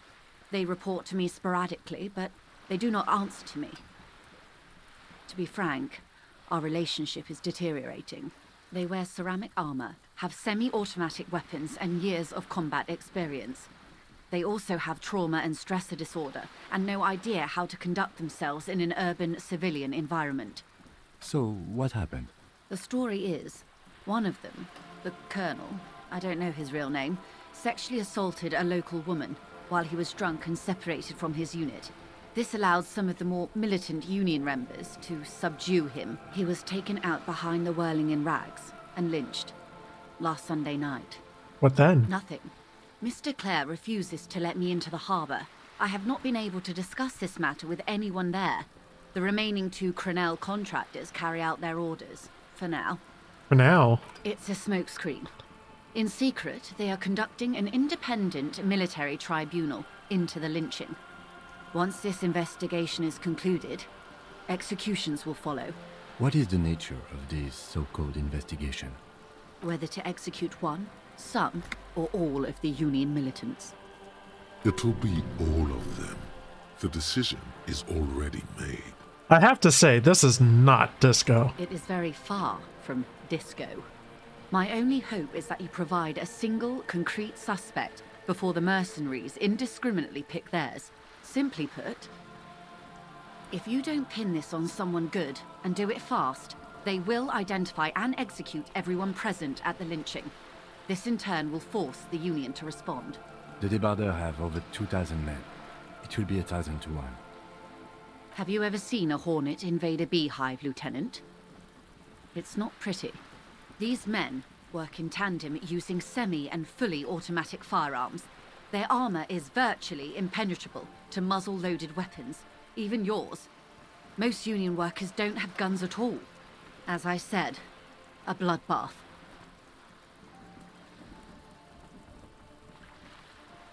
What do you guys think? Isn't this a pretty bleak scenario you're describing? Many bleak scenarios have already come true, Lieutenant W. Freighter Dubois. All we can do is keep the rest from going the same way. One single concrete suspect delivered into civil court, and I may be able to defuse this situation. Ooh. What can you tell me about Crenell? Not much. Their public resume is relatively good, as far as private military contractors go. I believe they were once called Downwell. Down a deep, black well. They boast a long list of clients. Saint-Baptiste, Welchman-Lorenz, Eintracht. A warning sign, however. The operations concerned all take place in third or fourth world countries. Guarding facilities, escort missions and such. Are you okay? I was adjusting my butt. Tell me more. Chair is a Herman Miller chair. That's why my butt gets uncomfortable. Oh, that's just shame. Yeah, man, it's comfy. Meaning they're used to operating in war zones. Yes. All the good conflict corridors, Supramundi, Yesut, the Seminese Islands, countries that don't have a good record reporting atrocious military conduct on their soil. Okay, anything else you got on them? Sadly, no. Before this happened, I had little interest in them. Now that I do, I don't have the resources. If you still have access to the ICP's database, you could run a better background check than I ever could. It may take some time, though. Do you know a lot about the inner workings of the RCM and the ICP, man? In my line of work, it pays to do your research. I was prepared to deal with the RCM. I did not think I'd be dealing with a group like Crenell. Wait, are we talking about the insane clown posse? Could you contact the company? Tell them to call them off? I have. And they will. However, these orders take time to reach what is basically a rogue unit out in the field here. Until they do, it's all on us. You said the deceased assaulted a woman? Or he didn't. This is information passed on to me from some teenagers loitering around the canal. I cannot testify by it. What did these teenagers by the canal say? That the man was killed because he assaulted a local woman. I've asked around a bit. This seems to be the accepted story around Martinez. This does not come as news to us, but still. To your knowledge, where did this assault take place, if you know? Last Sunday night, at the Whirling in Rags, the hostel by the gates. Supposedly, the colonel was drunk, maybe on narcotics too. Either way, he's alleged to have sexually assaulted a woman. Sometime later, a group of dock workers got their hands on him. Do we want to mention Claudia?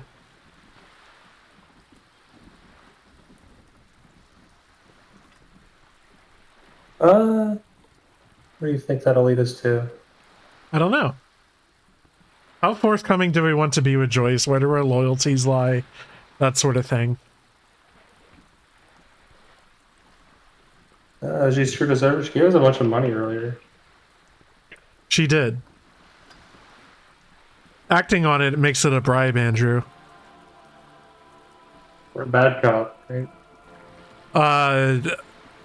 I think we're towards good cop now. Oh, okay. No.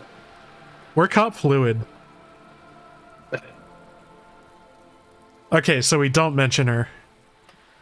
No. And who was this woman? That's a good question, officer. I don't have the slightest idea.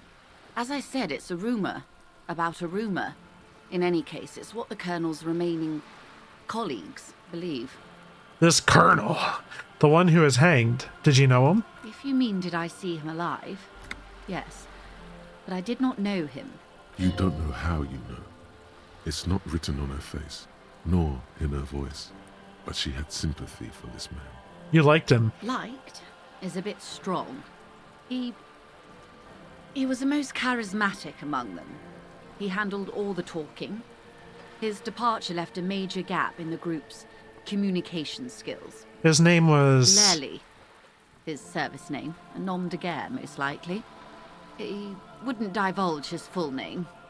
Only one of them did. A bad sign if there ever was one. Tell me about the others first. One is a man, Corty, they call him. A nickname as well. The other a woman, Phyllis DePaul. Corty is the gunner, I believe. DePaul is a radio operator. What would you say was his eye color, the deceased's?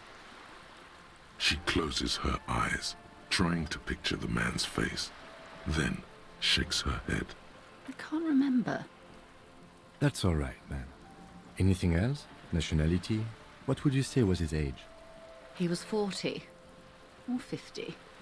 It's hard to say which. He had a combat injury on his lower jaw. It made it difficult to estimate his age, or gauge his facial expressions. This matches the dental reconstruction we saw on the body, and Classier also mentioned it, I believe. What else? Nationality? Accent? He was, Occidental, I think. Light brown hair, a mixed accent, Oranese, or Messinian, maybe. His injury gave him an accent all his own. In a way, it was humanizing. He had to learn to speak through it, through the injury. That's all I know, I guess. I only met him once. Where are the remaining 2 mercs now? They've gone to ground, as it were. I don't recommend seeking them out. For one, they're almost certainly armed to the teeth. They don't have the same respect for the Revachol citizens' militia as I do. To put it bluntly, they think you're vigilantes. Ghetto savages. It will not be a fruitful meeting. We still need to know where they are. You're likely to run into them eventually. When that happens, I'll be in a better position to mediate if I don't appear in We needed all those pluses. Yeah, hold on. Wait, did we say right before this? Just go for it if you did. I'm just fucking going for it. But yeah, we saved before, so that was a while ago now. But Do it. Holy shit. This is Wait, so what? embarrassing. Damn it. You have no idea. What? There's something wrong with your brain. Luckily, the lieutenant still has his. What? Ma'am, with all due respect, I've been around Martinez, and there's a giant hulk of a man in ill-fitting clothes at the harbor gates. Mr. Right to Work. His heart really isn't in it. Not a terribly good actor. That was one. amazing. Still. And the other one, the Pole, must be in one of the 4-story buildings overlooking the roundabout. She was reporting back to you while we were canvassing the lorry drivers. That would afford a good vantage point. Still, I hope you heed my advice. There's no need to kick the hornet's nest. How much time do we have? Until the executions start? Truthfully, I don't know. It depends on their progress identifying the members of the lynch mob, and their impatience.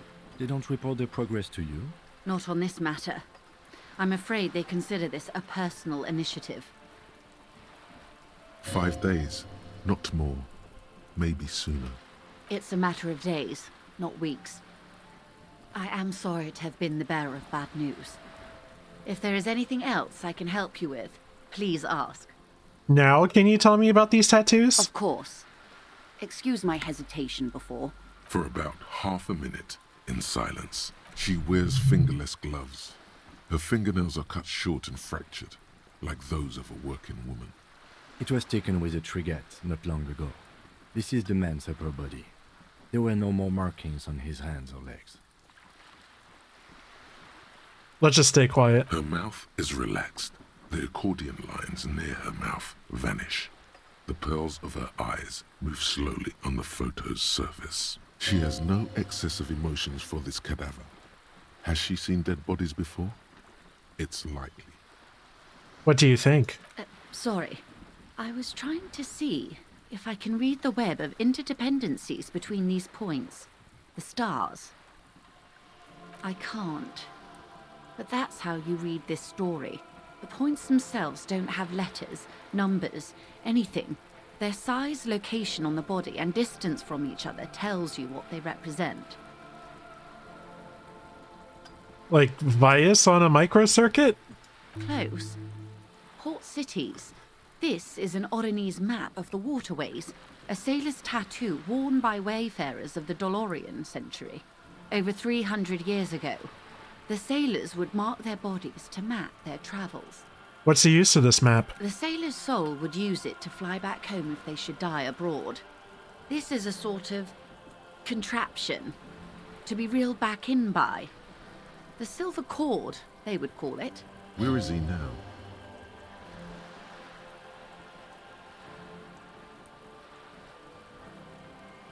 Did we tell her? I've spoken to him. For now, the soul is fastened inside his corpse. That is precisely what the sailors feared when they drew these maps. A fear of drowning within one's own corpse. What travels did the dead man make? Quite a few. Vredefort, the Oranese capital, traditionally stands on the right shoulder. He started somewhere near here, I think. What next? Then he made his way to the Pretto Grande, through what I think must be the Stutz Canal, an artificial channel through the Occident. From the Pretto, he sailed to the Insulindic Ocean, first the Semines Islands, then this. What is that? Revachol. Those are the two constants. Vredefort on the shoulder, and Revachol in the heart. They started the tradition of these maps right after the discovery of Insulinde, at the dawn of the Interinsulary Age. You said you can't read it. I can't. This man was no sailor. And these are no ports. I can understand geographic fragments, but not their meaning. Who could tell me more? His platoon members? The other contractors. Though I do not suggest you go and show them that picture. This man was their friend and comrade. It could go this or the other way. Maybe if you're tactful, it could be beneficial. Challenge accepted. I say we do it. Fuck yeah. I need the information. Do what you have to do, Detective Dubois. I don't think deciphering that tattoo should come before public security. But if you should wade into the mob to find out, I couldn't stop you. We will be careful, ma'am. It's all for the tattoos. Thank you for your help. Is there anything else I can help you? Okay, bye. Goodbye. Pick you up on that tea offer from earlier. I like how it was like your brain don't work. Yeah, brain don't work. Oh, we have less logic now, right? Thanks to our modifiers. Yeah. Our logic is the thing is it was already a 1, so it was negative. It was that negative one. It was that negative one. Holy shit! I didn't realize it can go into negative. That's amazing. I know. That's what I was about to say. Fuck yeah. I'm really stupid. Like we got our boy Kim here to help us out. Him do the thinking for Hello, me. sir. How is the investigation going? Oh, yeah, Found this- any curses yet? Yeah, I found a way into the doomed commercial area. Oh, that's great. I hope exciting adventures lie ahead. And maybe you can help Mother become less afraid. What? Why is it locked? Because we already tried it. Hold on. Oh, okay. Hold on. I'm feeling, We gotta do this to unlock some other stuff anyway. Let's go. Hello again, sir. Wait. Oh, shit. Composure, No, it's dude. fine. It's fine. It's fine. Everything's fine. This is a playthrough Yes. where we thought ahead for anything. Hello again, sir. The girl keeps her Wow, hands a crit. folded, hidden. Why is that? Hey, why do you keep your hands folded? What do you mean, sir? She knows where this is going. Here to help. I'm here to help. She looks around anxiously. Her hands remain folded in front of her. She doesn't want to show them. The lieutenant stands by, looking at the two of you with little interest, a facade of true professionalism. He is far more intrigued by the situation than his poise reveals. It's okay. She brings out her reddened hands, her nails frayed, nearly chewed down to the flesh. You bite your And nails. you knew this from me keeping my hands folded? There were a few other hints. Well, that proves nothing. Anyone could do an easy deduction like that. She actually is impressed. This is more like a defensive reflex. Want more? But I can't figure out why you bite your nail. I got a few reasons in mind. She nods, half provocative, half enthusiastic. Definitely the mom. Yeah, definitely the mom. You're uptight because your mother and the pressure she's putting on you. Maybe so, sir. Okay, I know it's a bad habit, and I shouldn't. Either way, another ace deduction by the #1 detective in town. It was okay, sir. There's more that can be achieved here. Ask her to do the same. You think so? Fine, do better. To do something about me. You're quite sober. Aye. The lieutenant does not flinch at the comment. He does not flinch even a single bit. He is intensely not flinching. It takes effort. Yeah, how about that? Maybe you could point me towards some booze. Fritz, maybe? Alcohol is not good for you, sir. There she stands, swaying on her feet, assaulted by the early spring breeze. She smiles at you. The whole situation suddenly feels familiar. Oh, you're gonna fail that. What are you missing here? Why does this feel familiar? Because you know each other. Oh. She's been talking to you so openly because you've talked before. #1. Hang on, so you know me? We've met before? Yes, I stand in this spot all the time. You've been running around all week without your shirt on, sir. Telling people about being a star or something. I don't really understand who those stars are. Did I ever talk to you? Of course, you've stopped by a few times. You certainly look better than the last time I saw you. I doubt that. No, you don't have party eyes anymore. Party eyes. Yes, of course. That makes sense. I'm not surprised children have seen you running around with party eyes on, he thinks. Not at all. Party eyes? You know, like a cat in the dark, all big and wide-eyed. It certainly looks odd on a man. The swiveling eyes of a loony drug addict. That is what she meant. You were probably gurning too. Fuck yeah. You should get some party eyes right now. Snap those sequins on you, boy. Does that mean I've been partaking in narcotics? Oh, baby, that's not what you have to worry about. Worry about the important thing. So, why didn't you tell me you knew about me to begin with? Didn't know I had to do that. Thanks. I've learned something about myself today. I'm glad I could help you, sir. What the fuck? Yeah. Who is that woman? There was a new option, I don't know if you... Oh, yeah. Hello again, esteemed officer, and welcome to Crime, Romance, and Biographies of Here we Famous go. People. I get Annette's a trooper. She looks like she can take it, but it's actually wearing her down. You know she's been biting her nails? I've told her not to do that. It's disgusting. And I told you to mind your own business. Clearly, you have no idea how hard it is to raise a girl in this economy. This economy is a mysterious force, like cosmic weather. Mysterious and harsh. I don't think she can do anything about it. She can, if she has enough willpower. This is what's called growing pains. Life isn't easy. Life doesn't give breaks. Come on, ma'am. It's obvious she can't do anything about it. You are placing an unnecessary burden on a young child. It's pretty accurate. What else we got here? Okay, I'm going toward it too. Like 1. Yeah, you know what? Going This back is there. it. What you're doing is wrong. Even I know that, and I usually don't know anything. She stands stiff and severe, silently fuming. 10 or so seconds pass without change. This is a person coming to terms with a new reality, one where they are wrong. It's not easy. Oh no. Hold on. I need to invite her inside and apologize. She must be freezing out there. There. I don't know what to say to you. My husband, he tries to teach me business lessons. I have what my mother called a dull mind. All this stress. It sounds like both the husband and the mother treat her the way she treats Annette.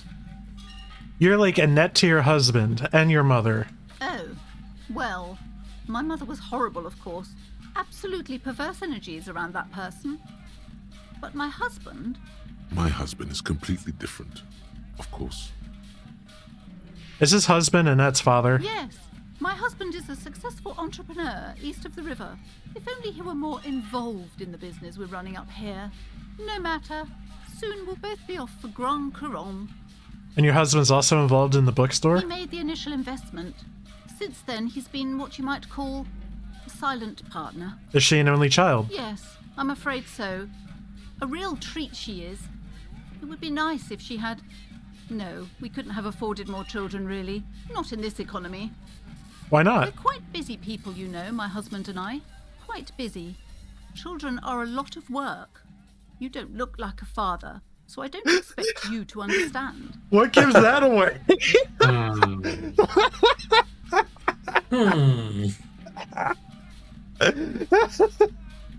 I'm sorry. I'm sure you do understand. She told me she doesn't go to school anymore. She's been too busy helping me here. So she studied at home this trimester. This is a temporary solution, of course. I assure you, I of all people understand the importance of education. She will be back in school the moment the store takes off. Alright, I had something else in mind. The woman looks aloof. Okay, bye. I'm sorry, sir. I can't talk right now. I'm very busy with my homework. I have so much homework now. You just can't win. What are you doing now? Math. It's really difficult. Like, really. They say you need it to get rich. Better than standing outside in the cold, I guess. Oh, I found something while you were away. What is it? I thought this would fit you. Like, thanks for helping out. Not me. The city, I mean. Like a detective does. Wait, where'd you get it? Just what Dick Mullen would ask. I got it from behind the curtains. I'm not really supposed to go there. A detective hat? Yes, just like the one Dick Mullen wears all the time. You'll look way more serious with that. Right, I have to get back to my homework now, before Mum notices. Man, this is hard. We got a hat for all of our troubles. Encyclopedia. All right. Yeah. My lady.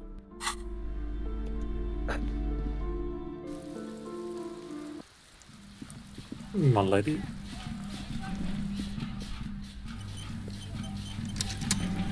Alright. Truth. Did you ever want to get a fedora hat at some point in your life? A fedora? No. Yeah. Really? I don't really like wearing hats. Oh. I mean, I kind of want one. It kind of looks cool. Yeah, I'm not a hat guy either. I like beanies, that's about it. Yeah, it's cold. I'll have a beanie hat. Right to work! Right to work! Are you a mercenary? Hell no. I'm just an honest scab. I won't have talk like that around here. You understand? His neck muscles tense up. The veins on his neck bulge. Say very quietly, is there a tribunal being convened by chance? Fucking You hear a tiny rattle, a small radio, cracking somewhere. An earpiece. How about you fuck off now, huh? Okay, of course. There could be weapons aiming at us right now, somewhere above, in the buildings. The other merc. Don't push this, he's thinking. This is not the time. Okay. The man's breathing steadies, but his eyes are still narrow. Slowly, he's trying to get his right-to-work dance back on. It's hard to do that when you want to beat a man into a pulp instead. Fuck it, we saved. I think you may be able to help me decipher some tattoos. Don't think so. Suddenly, this feels like a really, really bad idea.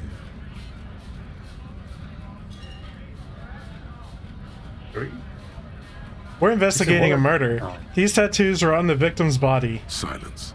He takes the photo. Grey eyes dart back and forth on the glossy surface. His face is unmoving.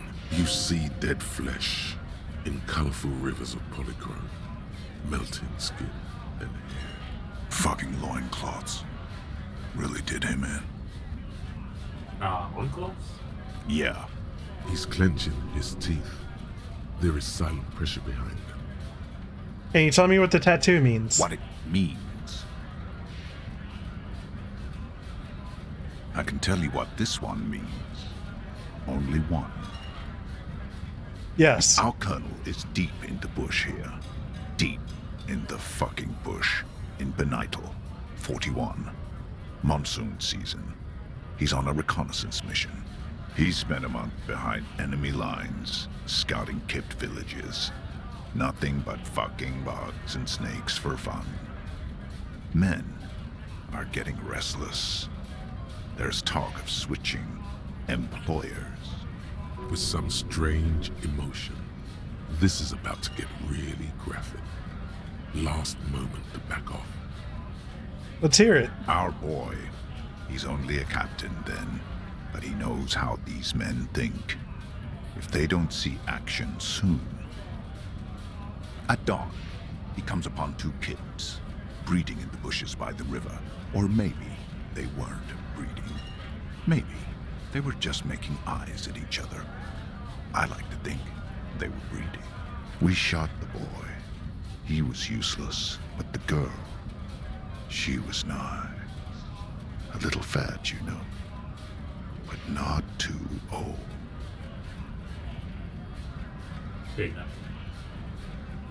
Okay. I guess anybody who doesn't want to hear this, skip ahead. You had your warning. Say nothing. She was quite the entertainment. For the week she lasted, expired in the hands of Sarge Mason. The kind of guy who'd make Chief there shit his pants and cry like a bitch. God. Mason couldn't let go.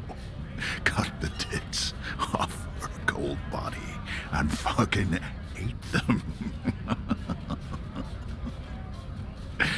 Said primitive spirits were watching over him now. Drowned in a creek a week later. Spirits my ass. Something stirs in your stomach. There's a word on the tip of your tongue. Colorless. Odorless. It's... You're not really scared either, are you? Fucking mask is getting sweaty. I want to take my mask off. You were dead? No. I was in the domain. In Jamrock. Being a bouncer. Can I have it back? Go ahead. All right now. Free commerce! Keep the goods flowing! So what did we get out of that? Just like the fact that Tattoo mean he has a military history? That pretty much. Yeah, okay.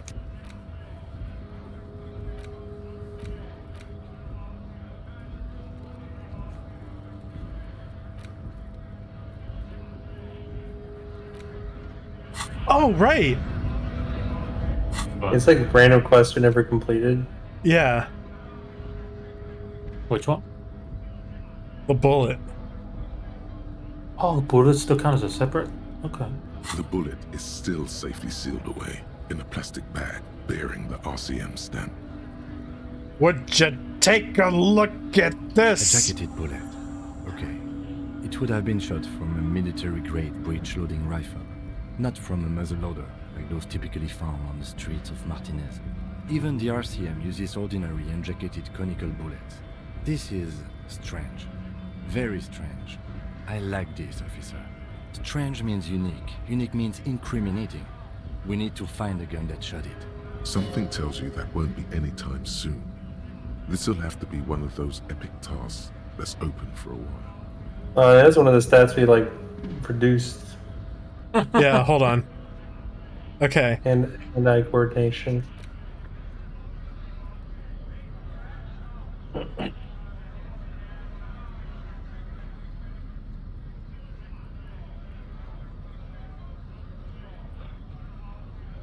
Ugh.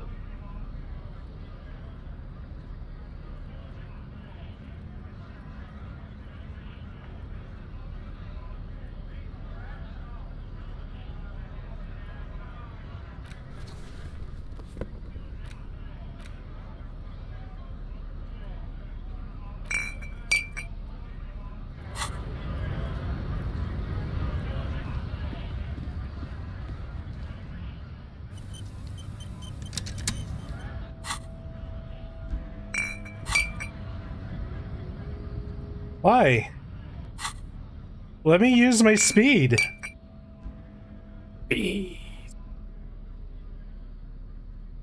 Oh, speed bottle?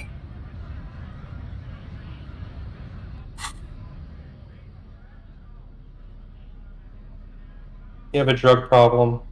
You're having trouble taking drugs. You're so high that you cannot get any higher more.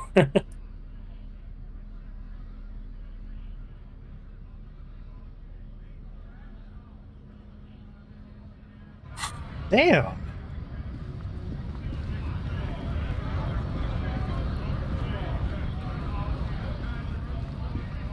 Okay, quick save. Investigate bullet.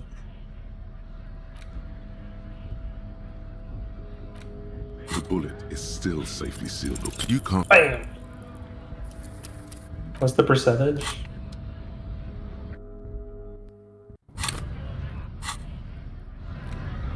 Like 17%, I think. The bullet is still safely sealed away in a plastic bag bearing the arc.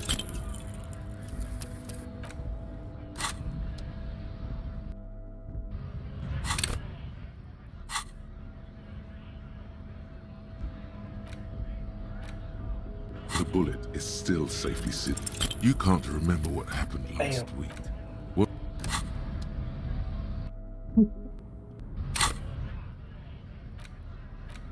The bullet is still. Wait, damn it.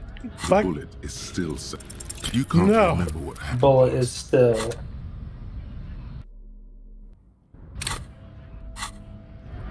Oh, I can take speed now. Oh, must have been bugged. Yeah, it usually is. The bullet is still safely sealed away in a plastic bag. There we go. Revolution. Yeah. Your bullet looks to be an old 4.46 millimeter from the surplus left over from the turn of the century. Probably an antique or a retrofitted antique. Make? The 4.46 caliber was widely used with the Belmargrave rifle, a Revacholian manufacturer. The BM dominated the battlefields of the Insulindian theater of the anti-centennial revolution 50 years ago. Is anyone still making these rifles? No, but Zeliger, a major firearm manufacturer, ended up with a surplus after the war. So there are still a lot of these old military rifles floating around, usually broken. The quality was appalling. I guess like the broken rifle we found earlier, and we sold that, by the way. Oops. We need the money to buy vodka, okay? Who uses Belmargrave rifles these days? Antiques enthusiasts, guerrilla fighters in distant countries, a few lucky jamrock bangers. You're looking for a well-preserved antique, most likely. What are you thinking? Bullet? I think I know where this came from. Okay. And?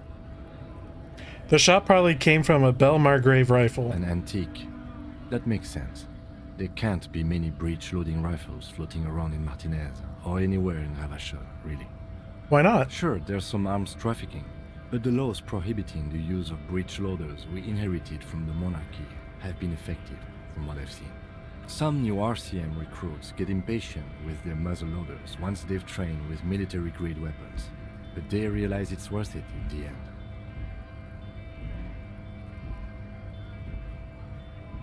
Makes you consider every shot. I like it. Imagine if everyone, cops, citizens, had access to firearms that could shoot multiple rounds without pausing to reload.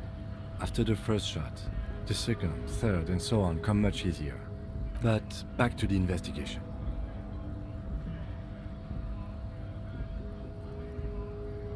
Seems like we're looking for antique enthusiasts. Doesn't seem that likely, but we'll check out all possible leads. Next step, finding the gun itself.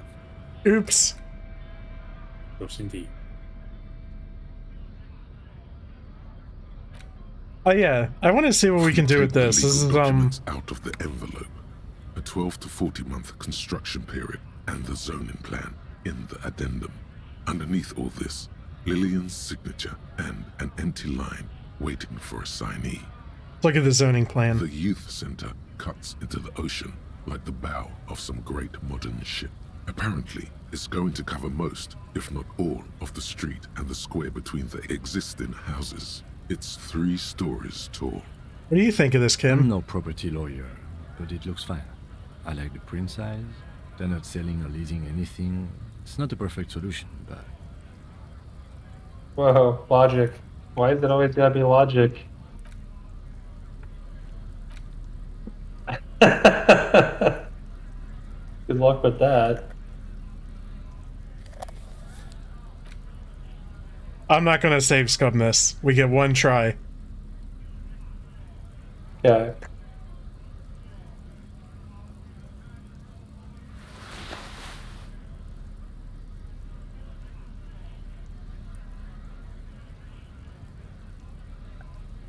I'm gonna guess we're not gonna succeed, but that's okay.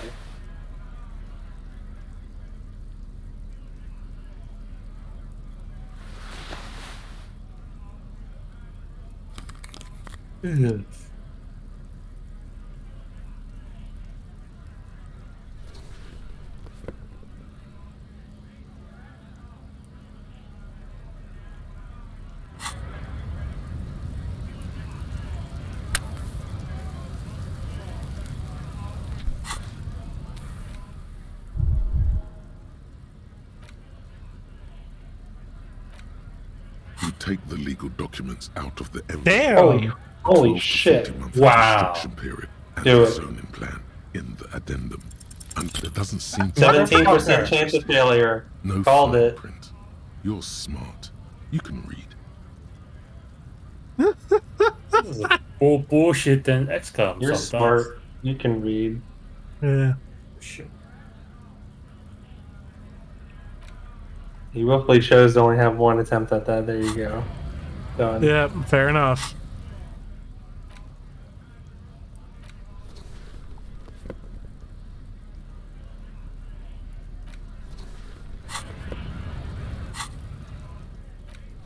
I just want to put different stuff on for a second and see if any of them give me any... Aha! The luxury of fine things. Yeah. Just look at those black monk straps. After spending an entire day hustling, who's to say that you didn't deserve a pair of ridiculously expensive shoes on your tired feet? Right, beautiful things do make people happy. Beautiful things give you a rush. It's power, crafting your style, draping your flesh in silk and leather, deciding how to present yourself to the world. Remember, when they come to take it away from you, you worked for those shoes. Whether you like it or not, wearing these shoes has made you more liberal, ultra-liberal. What even... Oh, okay.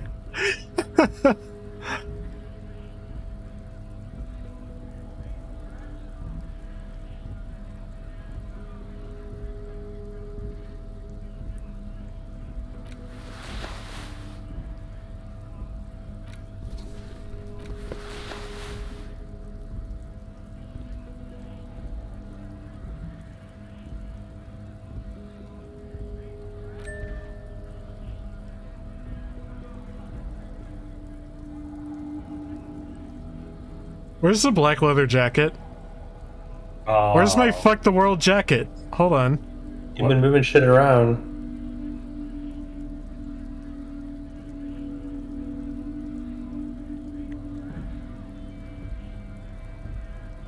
Oh, I'm still wearing it. Okay. Oh, okay. Like, yeah, I was looking at it like, what?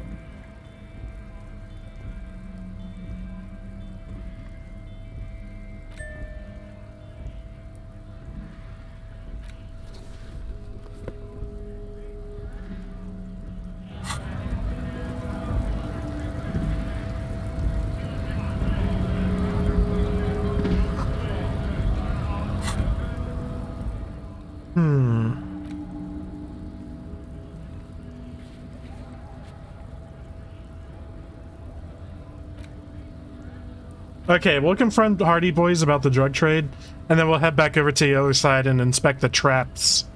Start a nightclub.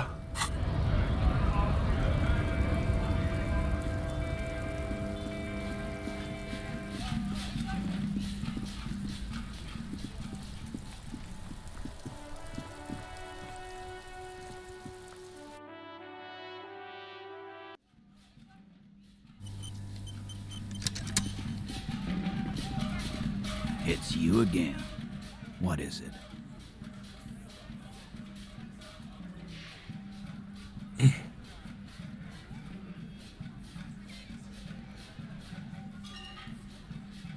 Okay, I talked to Claudia, now I need to talk to Ruby. Why?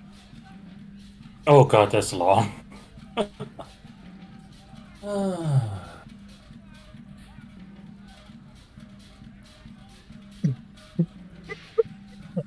Well, what the fuck with number 3? 6. I'm going with 6. I'm going with 3. Yeah, like 3.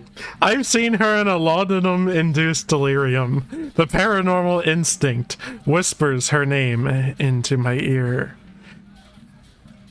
Sounds like you're making her a suspect in this. Not on my watch, you're not. Ruby's one of us. We're not gonna throw her under your moral intern steamroller. Fuck that shit. Steamroller And fuck you too, moral Ruby is missing. If you hide from the police in a murder investigation, you become a suspect. You know how it works, guys. That's nothing. That's just legalese. You don't even have a sound theory. I don't want to be rude, but we're trying to get some R&R here. Think you could fuck off now? I think we'll keep sticking around, Titus. You'll be surprised at how quickly a theory presents itself if you keep looking. Do we have all the pluses from Logic right now anyway? Kinda, hold on. I gotta put some different clothes on again. We can make this happen. Gotta keep the boost from the cigarettes alive, though.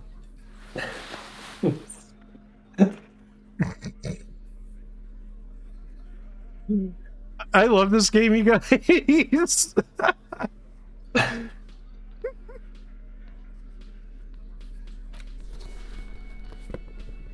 Reminds me a little bit of I'd kind of do this little exchange of gear I'm currently wearing all the time in Fallout New Vegas. It's a thing in Final Fantasy 11 also. Hold on, let me put my buff set of gear on. Okay, now then I'll select the macro to put on my battle set. You again. What is it? I probably should have saved. Hold on. Okay, bye.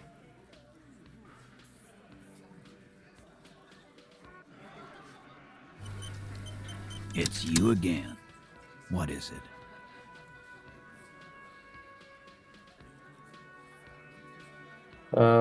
There it is. Damn. A sudden flash of lightning in your neocortex. The hostel cafeteria is lit by its airy blaze. Floor plans, bullet trajectories, webs of human emotion, all channeled into a single thought. Did I just enter Sherlock's mind palace? A massive activity spike in the amygdala copicum, the part cops use to pin murders on people. Why are you so sure Ruby didn't off him? Because she was here, all night, with us. He's cobbling together shit so he can put her away. It's Cop 101. She was here all night? 11:30 to 12:15? She was here during all that time? Yeah, with us, drinking, near the stage there.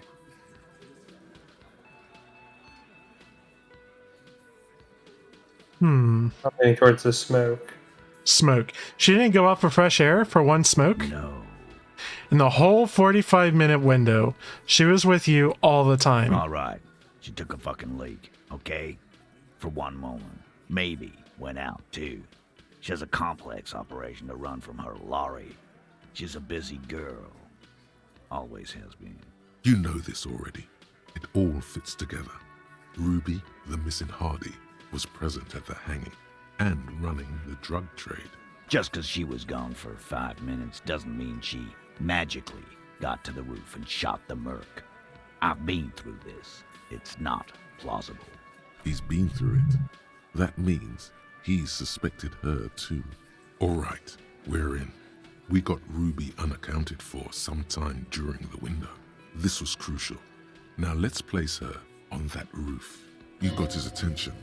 Now don't ruin it by making weird claims. Remember, You can still mess this up. Fuck. We're screwed. There is a secret route in the kitchen that leads straight to the roof. Oh. Through what looks like an abandoned pinball workshop. People say there was a pinball arcade here, sometime before the hostel. What was it called, Theo? East Delta Pinball Arcade. Weird place. Went bankrupt.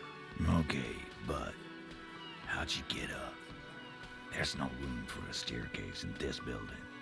Or an elevator, for that matter. The elevator is outside the building. It's an old dumbwaiter used for moving pinball machines up and down from the workshop. Good one, Kim. Thank you. From there, a door leads straight to the roof. You can just step outside. Ruby could have gone up, shot him, come down. All under 7 minutes. That's quite the theory. We need to have a look at that secret passage, boys. I'm on it, boss. Right when the law clears, me and Angus are going up there. It's a dumbwaiter, not an industrial lift. How about I go instead of... Just now. You got something else to back this route up? Or is that it? I also found footprints upstairs in the old workshop. Footprints. Recent. Oh, fuck. I don't know if they actually mentioned a time frame. There were, I actually don't remember shit about that. There were prints there with horizontal lines. Horizontal? I see they taught you well in your RCM school. My old man, a hunter, and a half-blind one at it, could have said that. Horizontal lines. Good news is, I'm still listening. He knows they had to be recent for those lines to still read. This wasn't a failure. What else we pull on there? What does a winch have to do with a war? Like,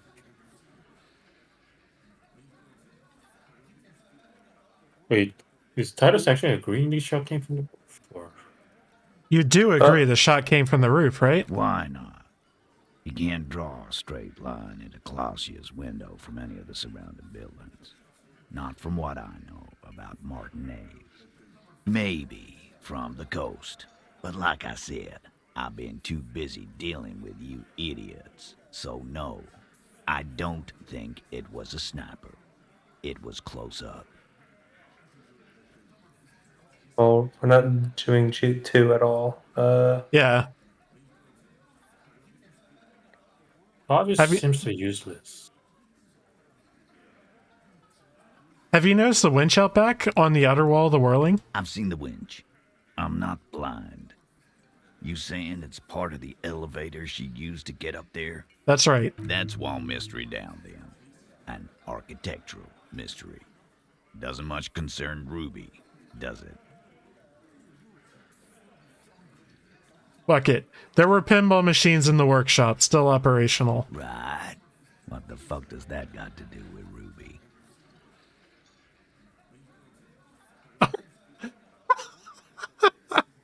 Oh. Just making an observation. He makes a gruff gesture for you to continue. He gestures with his beer can, so you haven't won him over yet. That bad boy goes down on the table only when he's completely focused on something else. Have we firmly established Ruby could have had access to the roof where the man was shot? Firmly doesn't go well with could've. There's a route to the roof. Me and the boys need to check it out. That's what we've established. But a route does not put that bullet in his head. A gun does that, and Ruby doesn't carry one. Phase 2, murder weapon. Get a gun in her hand. If not that, then at least a shadow of a doubt, in the shape of a gun. I've analyzed the bullet that killed him. It was jacketed. So it had to come from a breech-loading rifle. Military grade. Not even you militia monkeys have those. This goes against your short-range theory. If the murder weapon was military grade, how did Ruby get it. Number 1.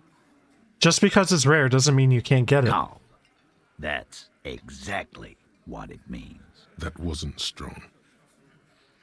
Number 3. Guys, the local pawn shop sold my lost gun to a woman. Maybe it was her. You lost your gun? What an idiot! Tell me, did you lose it before the murder? Yes. Yes. No, you didn't. And Ruby didn't use your lost gun to kill him. Stop thinking about your lost gun, damn it. You'll get a heart attack. This was merely a thought exercise. He did not lose his gun. Let's move on.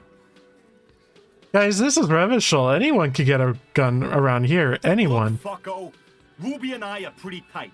She would have showed me the gun if she had one.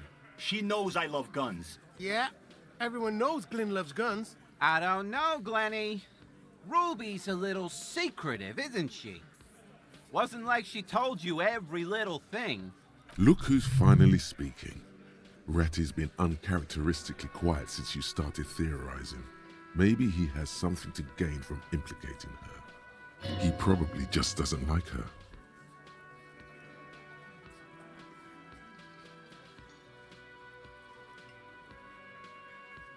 Two. Claudia says Ruby takes care of things. You don't do that without a gun in Revachol. She organizes things. She doesn't whack people. That's not the kind of person she is. She's a talker. It's clear this one is protective of her. Easy now, Glenn. What he's trying to say is, people who don't have guns don't shoot people. You need a gun for that. You can't prove she has one. You don't need to prove anything. Doubt is enough for now. And Titus must have some. I didn't say I'd prove she had the murder weapon, just that we need to find her. I don't know, Cop. Why don't you find your lost gun first? Easy now, Al. This isn't comedy hour. Titus, we're not seriously considering it, are we? Ruby wouldn't do this. Why would she do something like this? Phase 3. Motive. The last component. The big one. Get this and they'll give her to you. Remember, don't piss him off. That never works.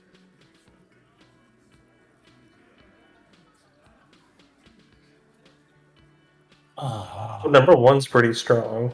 Yeah. It's not why did she kill him, it's why did she organize the cover-up. And I suppose you have a theory on that. She could have just been covering up for herself, Titus. Think about it. Why go through all that effort? It was her idea, wasn't it? The hanging. You went along, but she suggested it. She had, like, a fully formed plan and shit. Right when she came back downstairs. Really, Shanks? Claudia wanted to talk to another girl, that's all. She was just the first one up there. I could have come up with that plan if I'd have been first. Time for a logics demonstration. Who do we want to go with? So Titus is the main guy we're trying to convince, I think. But Shanky is on our side. I actually forgot who's who, so yeah, I'll believe you on that.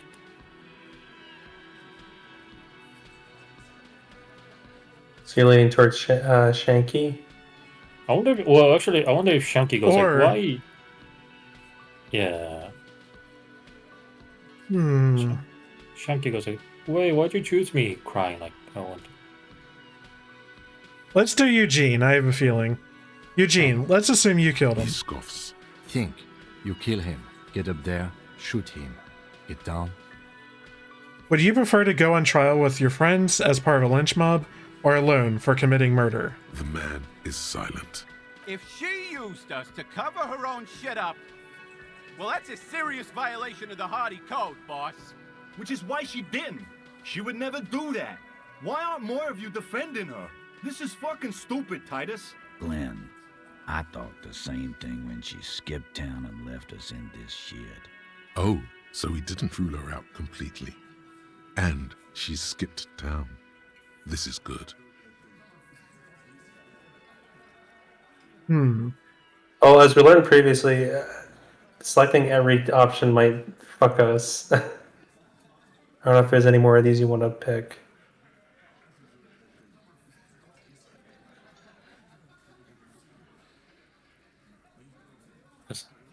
don't know, 3 doesn't make any sense. I feel like we've established it with just that first thought exercise. Okay. That is, you have to see it. Things don't add up. We need to talk to her. Silence. He looks around the room. The old man in the corner nods, a very small nod, and a trickle of tobacco spit on his lip. Yeah, I see it. Ooh. There's one more thing I've been wondering about. Ever since you asked me where she is. Add it to your list of suspicions, if you want. I don't know where she went. She just got up and left. Got real scared, too. Wouldn't tell me where. However, hard I asked. Want to know why? Why? She was afraid I would tell you. Maybe she was right. By now, I probably would. She knew there's evidence on her, and she knew we'd find it. This is typical suspect behavior, why fleeing is always incriminatory. Perhaps. Ask her if you find her. It won't be easy, though. She made sure of that. Nice. When did she leave? Friday afternoon, when you first arrived. I got word the RCM was in town. Then she came in to see me. Told me she was leaving. That's when we had our little conversation. What was she scared of? I told you. You. Me personally? Yes, you. The cop with the sideburns and the disco clothes. And a hole in his heart. That first. And the hole in his heart. Oh, wait, hold on. Don't forget the funny tie, too. How can I forget? You and I are going to dance in the moonlight under 1 billion stars. You know, when I first saw you limp in here, I thought she was paranoid or sniffing her own supply. But now I'm not so sure. What else did Ruby tell you about me? She said you have a funny taste in clothes and that you won't stop. Won't stop? Until you have something on her. She said she's heard of you from Jamrock, that you're a human can opener, that you play suspects against each other, open them up like cans. Fuck yeah. Oh, fucking hell. Titus, did he just... Open Angus up like a can? Yes, he did. Now, we can whine about it, whack him, or we can go on with our lives. I'm having a go on with our lives kind of day, Al. How about you? Silence. He nods. Is it true, Cam? Am I a can opener? You are insistent. Anything else? Anything? Yeah, there was something else. She wouldn't tell me, though. I could see she wanted to. It was burning on her lips. This caught Titus. This caught Pete. But she was too scared. Scared? You should be too. A strange fear creeps over you. A metallic taste in your mouth. Change the subject. Do you have any clues on where Ruby went? She's not far. We know that much. She didn't take her lorry, so she's on foot. Good fucking luck, man. She knows this place like the back of her hand. You'll never find her. Yeah, Al. And we won't either. She's not really a hardy candidate anymore, is she? She's not, Glenn. You looked for her? A little. On the coast. Where have you looked for her, more precisely? More precisely, on the coast, past the waterlog. She's not here, so I'm thinking she's there. Who's doing this looking? They're all here. You're all here. Who's out looking? Lizzie needed some air. So she didn't go to tell Everard. No one goes to tell Everard anything. He knows what he has to know. Fast. It's called a radio, you believe. The gardener may have played you a game when she stormed out. She has her own plan. Can you tell me where on the coast I should start looking? Sure. There's some shit houses there. A cinder block town. Fisherfolk there refuse to unionize. So, that's one place we haven't looked. I hear they have a shack where junkies sometimes crash. Time for you to step up. We will start there. One more question. What does Ruby look like? Boyish. Hair's red. Dyed. She looks like a Lowry man. Do you know what she's doing with Uline frequencies? The what now? I have no idea. Boys? She said she's building a pale emitter. What? We were talking about radio equipment. She said she's doing Ulan frequencies and a pale something. I don't know more. This guy barely understands what he's talking about. Why is logic? Oh wait, we're wearing all of our logic gear. There you have it. Pale something. It feels like you'll get to know soon enough. Not much, it'll do. It'll have to. We're gonna shake hands with him, right? Sure. This guy's our bro now. His grip is firm and reassuring, like holding a piece of unpolished granite. Not just granite, tightly packed RCM Sergeant material. You should be a cop, Titus. When are you gonna get it through your dumb head? I already am. I just wasn't sure you were. And he still isn't. People aren't afraid of good cops in the way Ruby was afraid of you, he thinks, then turns back to his men. Monica's titties are big. What the fuck? What does this place look like when we zoom out? Oh, I thought we could zoom out even more.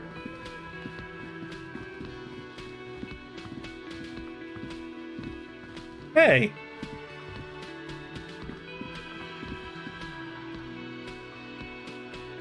That's right. Alright, where to next? Oh, heal up your health a little so you don't just insta-die.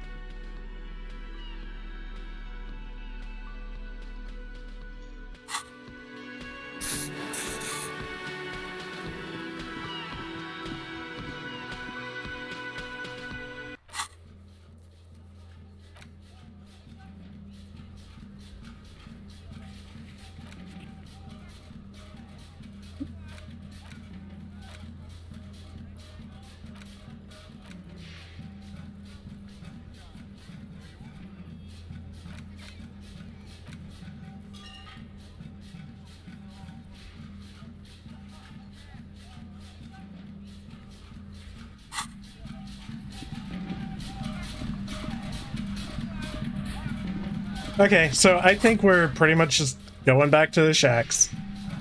Okay. It's funny she's like our neighbor. I didn't realize it. We haven't talked to these kids yet, I don't think. The scruffy-haired little boy kicks a stone. He can't be more than 5 years old. The other one looks indistinguishable from him. He watches his brother kick the stone with his tongue lolling out of his mouth.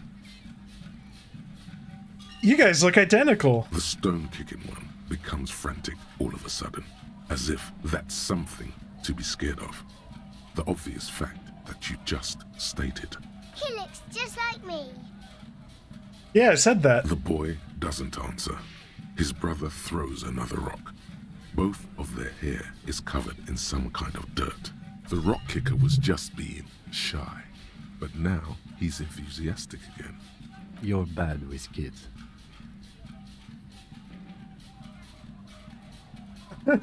And what are you, Kid Master General? Maybe I am. Now, how about some actual police work? We are not getting anything here. Kids, have you seen any bad people around? What bad people? I don't think questioning 4-year-olds without their parents present is going to crack the case. Oh well, it's got a point. Our tenant, the policeman. I hope the waves don't keep you up at night. What can I help you with? I found this jacket, but it's filthy. Could you wash it for me? I can wash it for you, but it's going to take about a half an hour. Think you can stay put for that long? Yeah, we can do it for our boy Idiot Doom Spiral. No, we must run around ceaselessly. It would be torture to stay put. I could use a breather. It's been another track and field day. Yeah, I'll wait. Well, Hand it over then, and I'll see what I can do. Must say, I'm proud of this one. Oh, shit! Pretty nice underneath all that filth. I hope you take better care of We it got an on idiot this doom sooner. just south of here. Right? That's where he is? Yeah. Have you seen a red-haired woman named Ruby around the coast? Nay, I haven't seen anyone lately. Okay, but do you know who I'm talking about? This is my little cinder block town. I know what goes on around here. There was a murder in Martinez. She might be a suspect. We would appreciate your help. Would you now? I know how this world works, and it doesn't work when people tell on each other.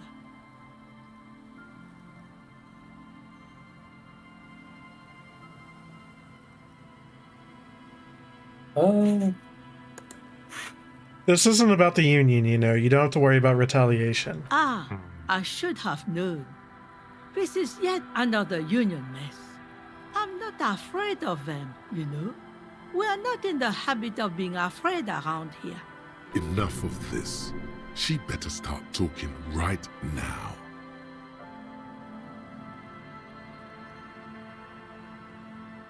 I don't know if getting aggressive is gonna. Yeah, I highly well doubt. with her. Okay, we'll be back later if we find anything suspicious. I'm not going anywhere. Perhaps there's something else the village can do for you, huh? Though we don't have much. Goodbye.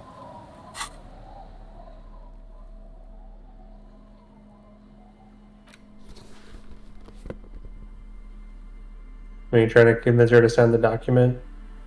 Nah.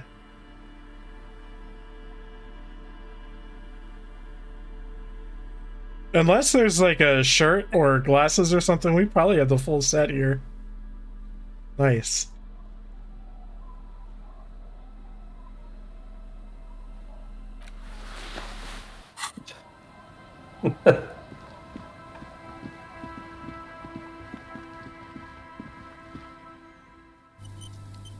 See what we can do. Maybe we can get experience points and the cool jacket. Tequila Sunset. Have you seen a red-haired woman named Ruby around here lately? Can't really remember seeing any women after losing my keys. It's a touchy topic. He hasn't got laid in ages. Okay, here's your jacket, fresh washed. My jacket? Yeah, it was pretty filthy though, so I got it cleaned for you. A look of consternation crosses the man's face.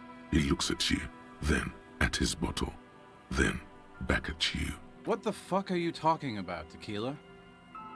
What the fuck? What the fuck are you talking about? Rosemary, what the fuck is Tequila talking about?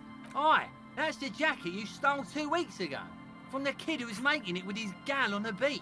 That's disgusting. I've never done anything like that in my life. You're both delusional. Found. That's medium concept stuff.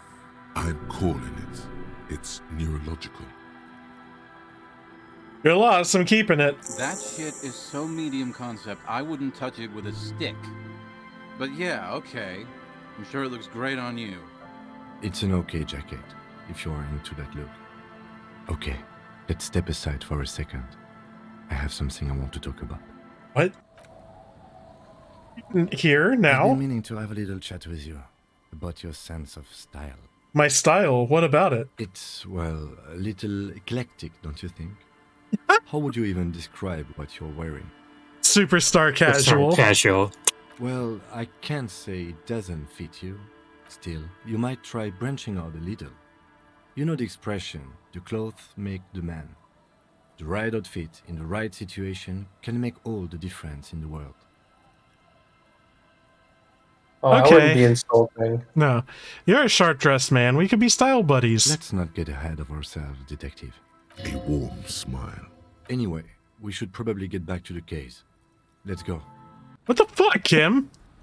Yeah, that didn't give us anything. Oh, not even XP. Alright, so we need to find somebody around here. Are we researching anything right now? Oh, like a thought? No. Okay. I don't think we have any good ones. The warning That shit's is permanent. You can revisit the bench if you ever need. Again.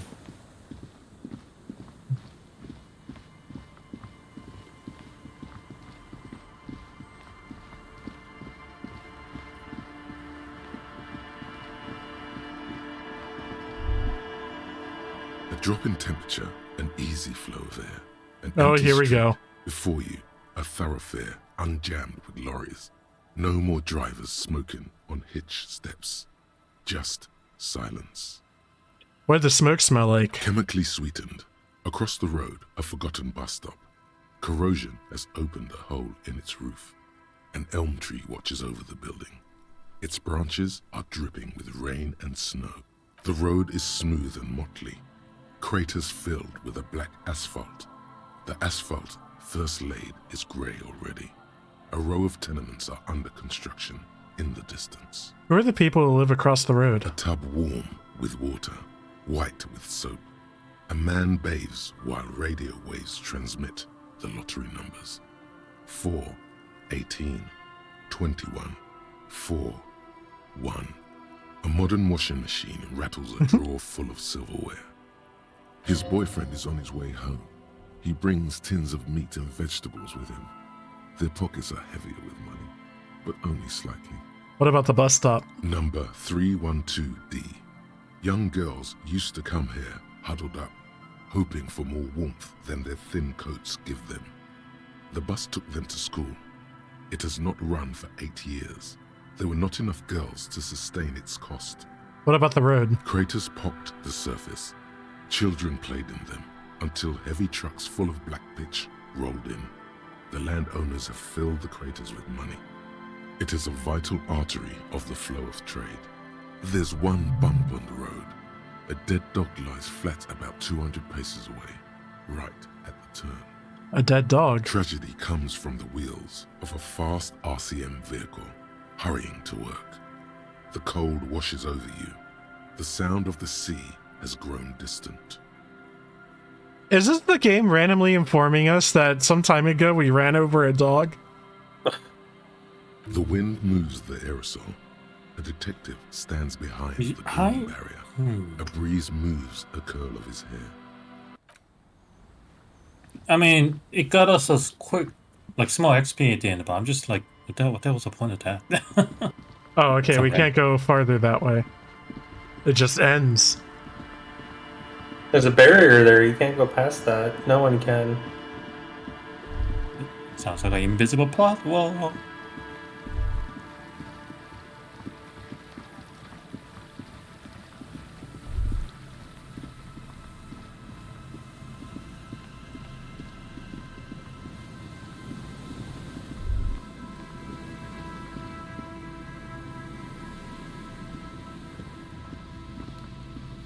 We'll be on our way soon. Thank you again for lending a hand. Have you seen a woman with red hair who seemed to be on the run? I'm afraid not, officer. The lieutenant takes a short...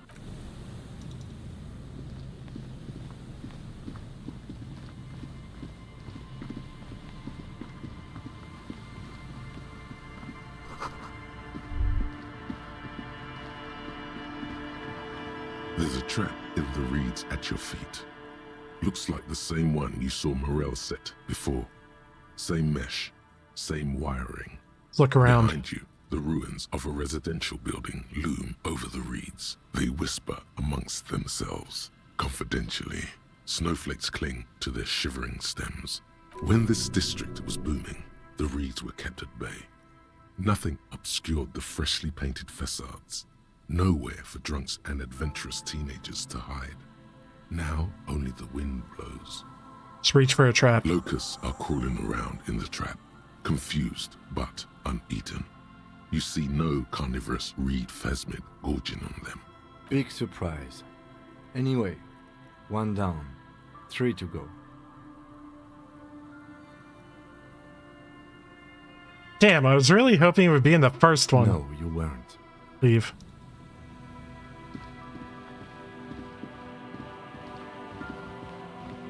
Those all over the place?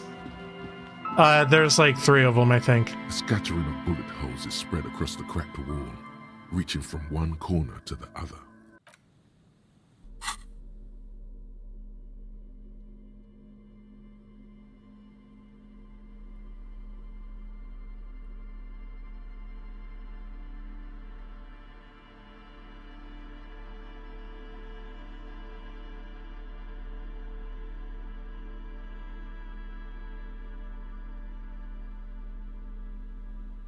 Damn, what the hell?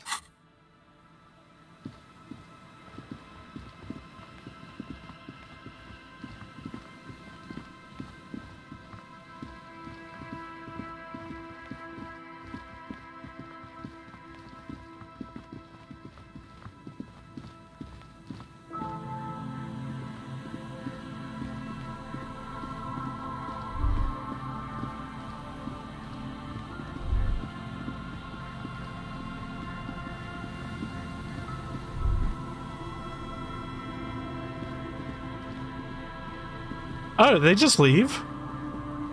Yeah. Guess you had to trigger that.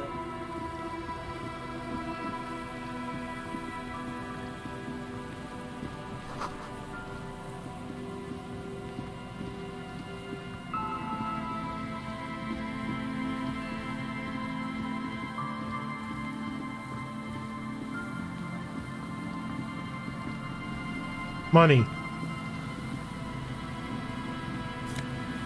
69. 69. Nice.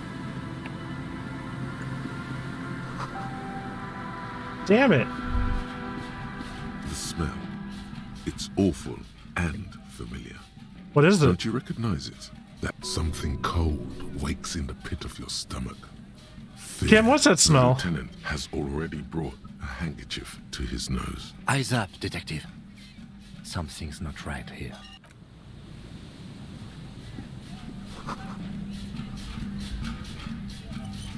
Is it that body?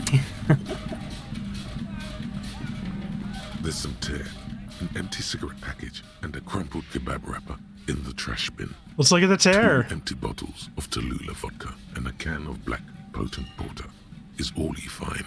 No, there's more in there. Livis strawberry liquor, plus some Pilsner bottles too. Better not pick them up. They seem unhygienic. A tragedy.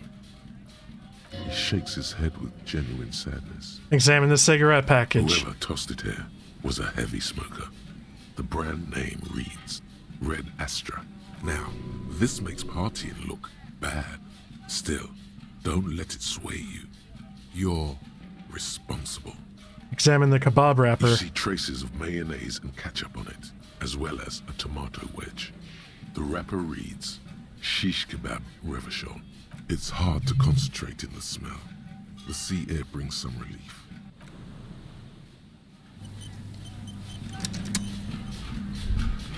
A man lies on the boardwalk, his limbs bent and neck turned at an unnatural angle. Right next to him is an empty bottle of spirits. In his cramped hand, a chewing gum wrapper. Half of his body has slipped between the cracked boardwalk, starting with the right leg. The fall has left him broken, contorted like a sad puppet. The smell is not as bad as a 2-week-old corpse, but it's definitely heading there. Hold on. Lividity is faintly pronounced. Whoever this is has been dead for 2 days. No longer. We need to investigate. Calm now. Carefully. Just another day. Just Surrounding. another dead body. Breathe. Look at the There's surroundings. some dried blood on the metal bench, right where the corpse's head rests. The floorboards are rotten and slippery wet around the hole. An empty bottle lies nearby. A chewing gum wrapper is clutched in his fist. Examine the med's A head. dried chunk of blood covers the hair at the back of his head. An open wound. It's sticky and cold to your touch. This is where he came out of himself, drop by drop, when he was unconscious. It took 3, maybe 4 minutes. I don't see any other major wounds, do you? Just the one at the back of his head. Seems like the head wound was fatal. It's exactly the shape of the bench. He's in the bottle. Step on the floorboards. They screech under your feet. Well, we're doing it all. It's hard to say whether just be careful. was the cause of the board. I only get one opportunity. Definitely looks fragile. You see waves. I thought it's one of those situations like you could choose the other one first so that you don't get hurt or something like that. Oh, I don't think so. Okay. Bottle. 0.75 liter Tallulah vodka with its cap missing. There's hardly anything left inside. It's mid-market spirits with a slight touch of menthol. The man meant to enjoy himself, have a good time. Tear all around us. Examine the chewing gum wrapper. Grabowski spearmint chewing gum. Green leaves on the cover. The man's mouth is half agape from the terror of the fall. Let's look in. The blackness of death. Stench. You think you see white chewing gum too. Confirmed. Nearly the whole pack is there. Solidified on his lower rear teeth. He ate the whole pack, right? It's to cover the smell of alcohol before going home. The worst thing is, I've seen it before. Almost the same scenario. Even the chewing gum. It's always the same. Step back. The entire boardwalk creaks in the wind as you take a step back. Let's look at his clothes. He's wearing mud-caked boots, beige trousers, and an old brown leather jacket with a bright blue lining. There are traces of kebab sauce on his chest. Let's look in his pockets. You find some sunflower seeds and a rain-soaked library card folded into two. His jacket feels sodden and heavy under your hand. Good. We should take a look at that library card after this is done. Let's look at the man himself. The man has fallen through a crack in the boardwalk and hit his head against the metal bench. Coagulated blood covers his black hair. One of his feet is still dangling through the hole. You have to be quite inebriated to fall that bad. Well over a liter of pure ethanol. 3 bottles of wine or 1.5 of spirits. Examine his face. His expression is dull, like the sea behind him. Drops of water shining on his moustache. His eyes, empty and wide, look frightening in their frozen gaze. He was confused when he died. Confused and alone, most likely. Overcome with the awful surprise of it all. He was just about to head home. The first step back home proved to be his last. Who is this man? Looks like one of the locals. He'd have to know this spot to come here. You don't just walk over here. But that's just a lazy assumption. What do you think? We know who this is. It's a working class woman's missing husband, dead on the boardwalk. The woman you met at the book stand? Why do you think it's her husband? A library card. I can't see a book. So he took the book to the library, then came back and thought, I'll have one. Just one drink. I have my cool jacket on. I took the book to the library. I've earned it. The view from the lookout is beautiful. Damn it. He's definitely someone's husband. Oh, wait. What do you think happened here? Death by misadventure. He slipped and fell through the boardwalk. A truly unfortunate accident. If it wouldn't have been for that bench, he'd be alive. Could it be related to lynching? Ruby? No, I don't see anything that points in that direction. For now, let's treat this case as a simple, albeit sad, accident, unrelated to the murder case. Yes, but what if there's a killer on the loose? 2 suspicious deaths in such a short time frame. We should consider the possibility that we're dealing with a sequence killer here. A sequence killer? There's nothing that connects those 2 bodies. This is a completely different case. An accident. What if all of this is staged? He could have seen something that night in the yard. Someone could have pushed him from behind with the intention to kill. What if he witnessed something? All of this could be staged. We don't know the exact cause of death. It's possible, but let's take it step by step. We still haven't identified the man. Do you think he was drunk? Oh, yes. What about alcohol poisoning and liver failure? Some symptoms of acute alcohol poisoning could have definitely played a role here. Severe confusion, respiratory depression, unpredictable behavior. But I think that death arrived through head trauma, not liver failure. What about the kebab? What about it? The deceased ate some kebab. It's probably from a nearby place, maybe in the box. Someone should be held responsible for this broken boardwalk. It's They'll dangerous. seal this place off after the news reaches the coalition officials. I doubt that they have enough resources to actually repair the boardwalk. Not that sealing it off would keep anyone away. All it does is keep the city council's hands clean. Right. It does seem to be a pretty straightforward misadventure, although there's still a question of identifying the body. What should we do to him? From where I stand, I can see 2 options. We either take the case and follow the leads to identify the body on our own, Or we report back to the station and leave this for our colleagues to handle. What about field autopsy? A field autopsy isn't necessary if the cause of death doesn't appear to be criminal. And this looks like a simple accident to me. I'd say we should just write down head trauma and leave it at that. Let's keep this detour as short as possible. The sooner we get back to finding Ruby, the better. Yes, but isn't that kind of sloppy? Maybe, but we don't really have much time or resources to spare. The guys at processing will take care of the rest. We found it. We should finish this. Alright. We should first examine the library card you found. Then we can call the station from my kinema. Let them know we are taking the case. Alright. I have a question for Andrew regarding dead body. Oh, what you got? So, is a stained pants one way to confirm that body is dead? Because they empty their bowels. They empty their usually the dead body empty their bowels, right? I have never encountered this. Really? Because the reason I ask is that Okay, you know what? I can't say I've never, but that's very infrequent. Wow, I did not know that. Because I say this because, like, you know, I see a bunch of homeless people on the streets of San Francisco, and sometimes I'm looking at the people. I have to take a good look at the people to make sure they're not dead or anything. But I see them, even though they're sleep. So you know, I guess they're sleeping after all because I see them breathing. So like, that's good. And then one day I thought, you see them breeding? I'm sorry. Well, I'm sorry to make fun of your accent. Yeah, I've only had one situation for me where I did walk up to like a guy on the ground, like, excuse me, sir. And they're like, oh, I'm like, oh, okay. Yeah, so they're breeding. Yeah, they're breeding at least. Like you see that their chests going up and down, because they're breeding. But like, and one day I thought, wait, I guess I was like thinking like maybe the easy way to tell them is to see if their pants are brown, because you know, like I said, like if they're dead, they're empty their bowels. You know. That's what I thought. I occasionally meet people who smell like they've loosed their bowels. Oh, really? Okay. No, I'm saying in case of dead body in general, not the. I thought like dead body equals automatic empty bowel movement. That's what I thought it was, but I guess that's not the case all the time, according to Andrew here.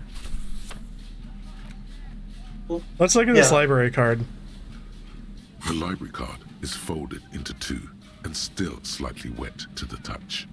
The front side reads, Central Jamrock Public Library Card, issued to Billy Mijon, expires July 53. Let's look inside. Whoever owns this card is an avid reader. You find a list of books written in blue pencil. Radio thriller. Stand a little less between me and the sun. The last one in the list is The Glinton Curve by M. Theobald. A library stamp indicates that the book has been returned. Most of these titles seem to be in the sci-fi genre. Some thrillers too. Look at the backside. If lost, please return the card to the library. Dial 005 02 55211 or visit us at Moreau Street, 78, Jamrock. Good. We should give them a call from my kinema. See if we can learn anything about Billy Mijon. You mean Billy Mays?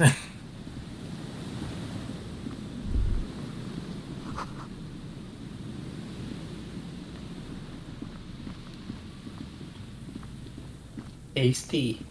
Tasty.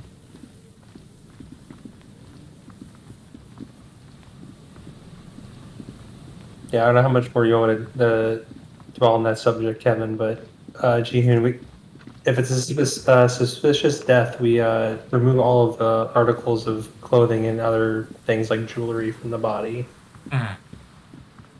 So, yeah. Okay. Yeah, so like, cause sometimes some of the homeless out here, like, you know, they do have drug issues. I'm like, when I see trap.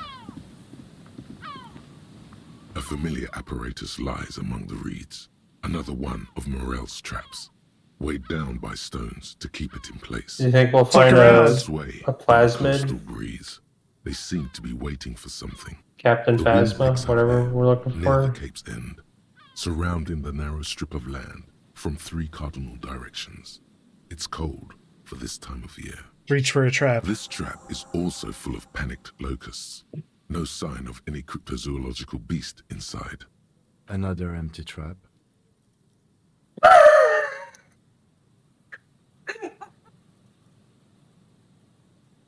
Let's keep going. The next one is the lucky one. Yep. The next...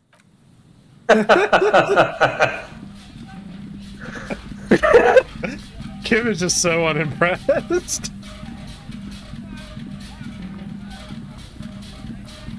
I like that this has given you like the biggest reaction so far. This is the most fucking ridiculous quest in the game. Like, coming across a random tent of junkies telling you to like clear out a church or something.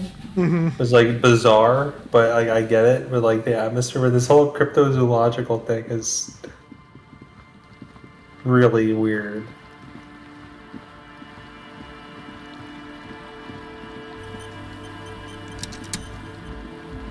Oh, speaking of, did we ever go into the church that they wanted us to check out or no? Not yet. A shaggy-looking girl in her late teens or early 20s kneels on the ice with an electronic contraption in her hand. Hearing you approach, she looks up. Oh, hello there. She must be Estelle, the last of the speed freaks, Posse. It's cold out here, but she's not wearing a hat. She must be freezing. Everyone knows drugs make you invulnerable to cold. You bet this one likes to party. So, you want to party? What? Do you want to party? Yeah, I heard you. What do you mean by party? Yes. What do you mean?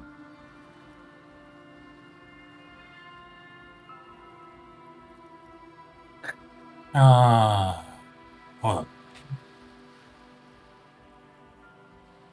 I have no idea which one to choose, actually.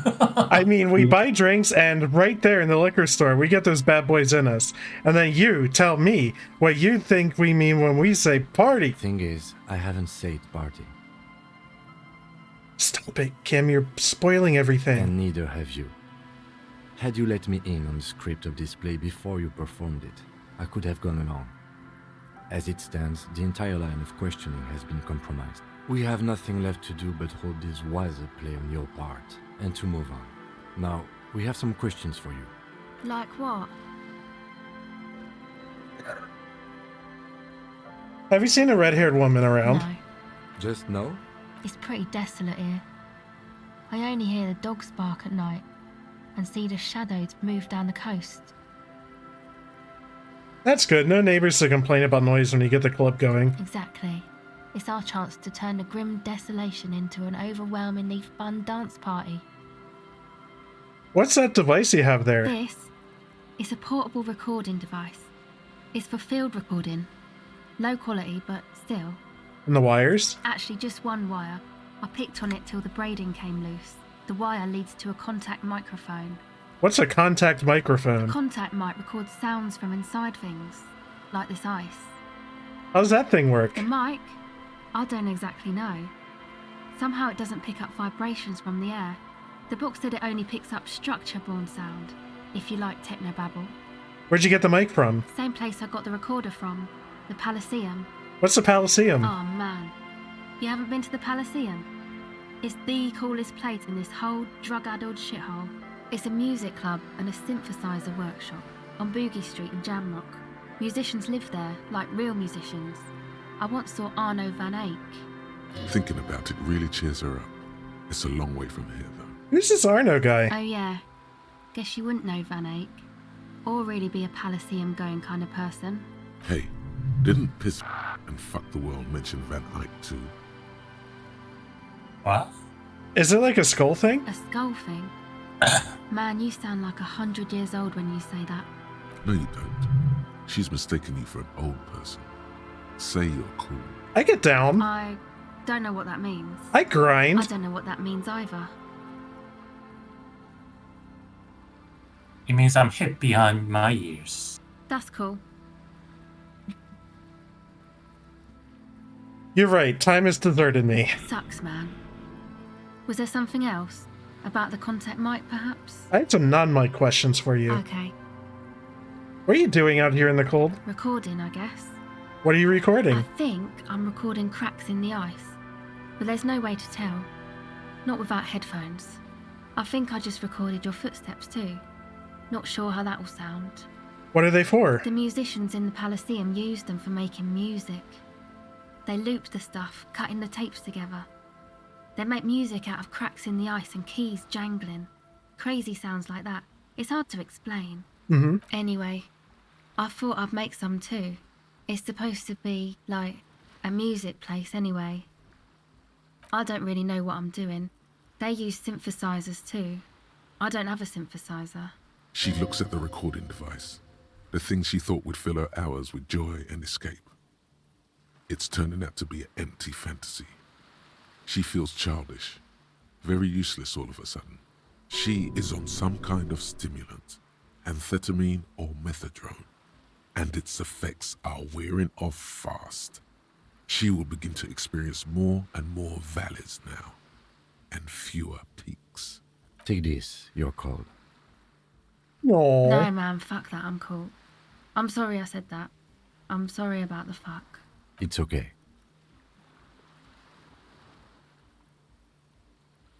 Here, you need more than I do. No, not this hat. Oh, okay. I had some other Go questions. ahead. Legendary.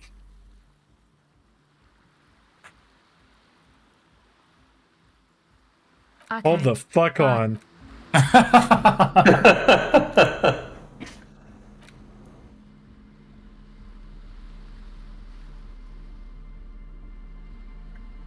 Is there a hat I don't care about?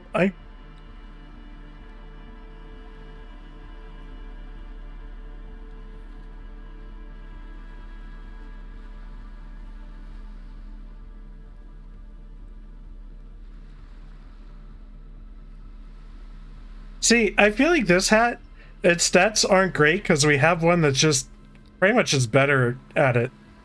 But the thing is, it looks so damn fucking cool. That would help keep her warm. You monster. Give it to her then, yeah. We can always come back later. Oh, but wait, let's take her tape recorder first.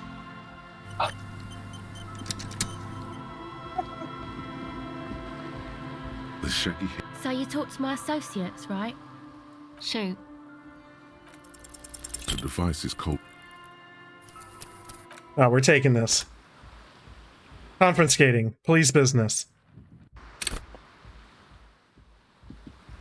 I wish I could give her more drugs. I'd give her drugs. The shaggy. So you talked to my associates. Shoot. The device is cold. Oh, wow, crit fail.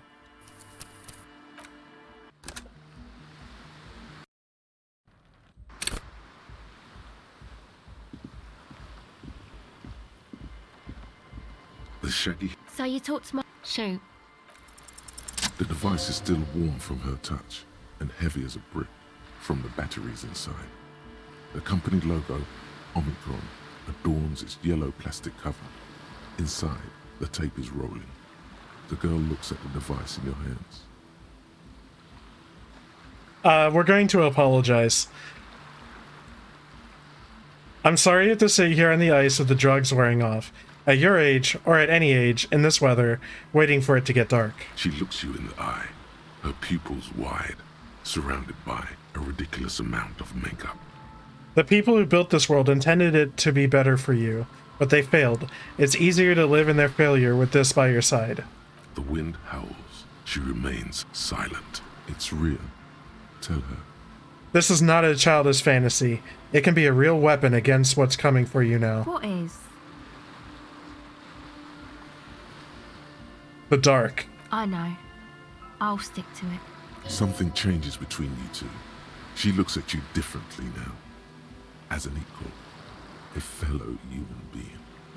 So thanks, I guess, for the psych session. Maybe I can return it. What's been eating you, officer? You said eating me. There's nothing eating me. Come on, I can tell. But, okay. Be a boyadero about it if you want to. I guess there is something that's been making my life hell. What is it?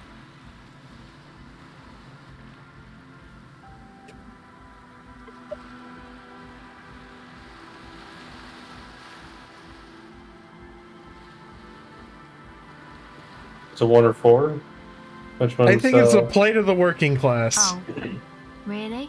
The golem of capital runs rampant, smashing creator and slave alike. I fear the process is irreversible. Wow. Social justice really matters that much to you. That's commendable. It really had you shaken up there. Are you sure that's it, though?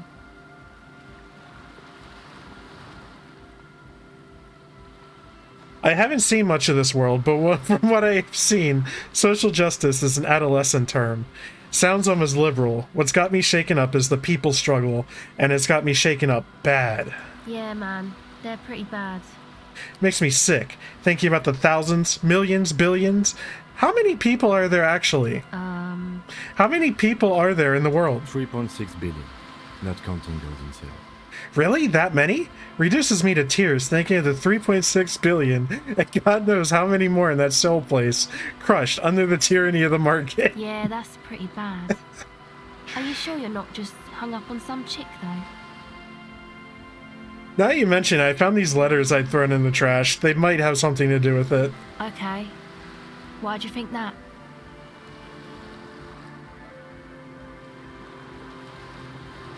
First, they had just the faintest scent of chewing gum on them.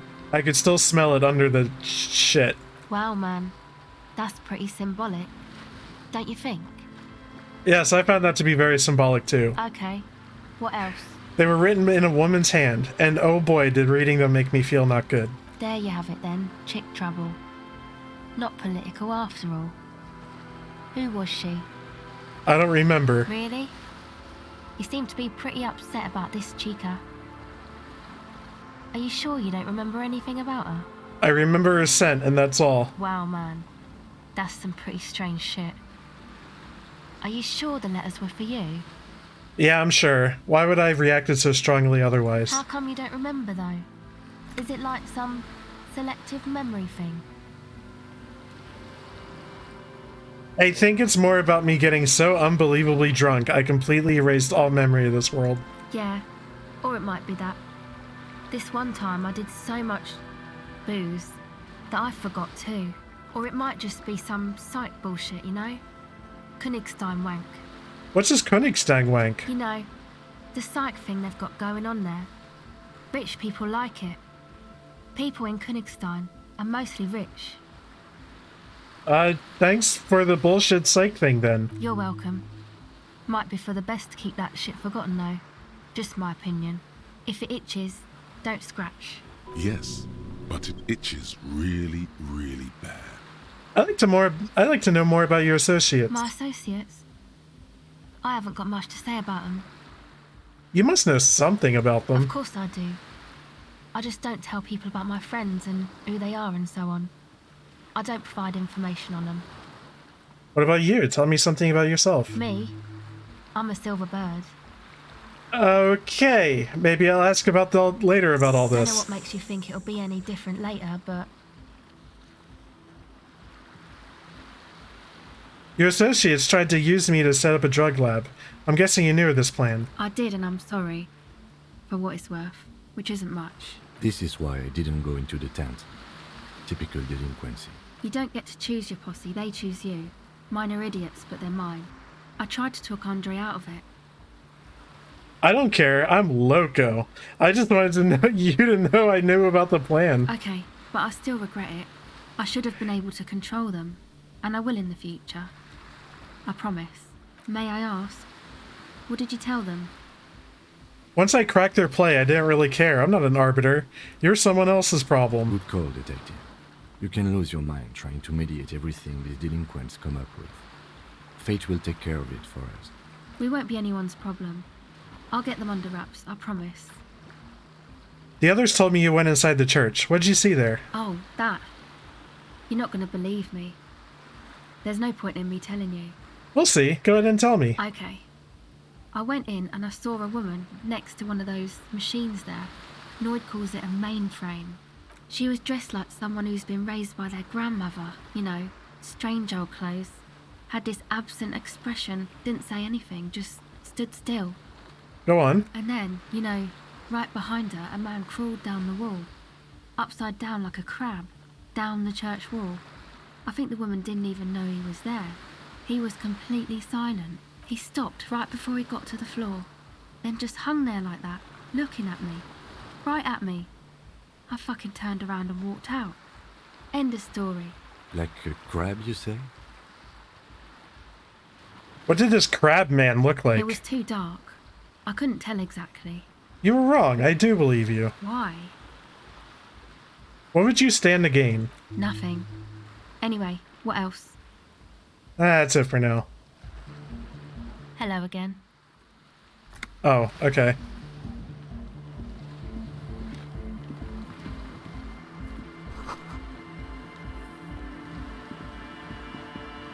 So I think I'm looking for one more phasmid trap. Yeah. Does the journal entry give me a hint for... Oh, okay. Did it say where? Yeah.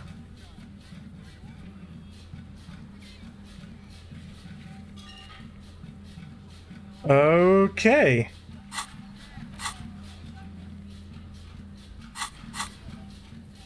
What the fuck? Oh, we never got a city map? Where the hell did we get that? Don't tell me it's another bug.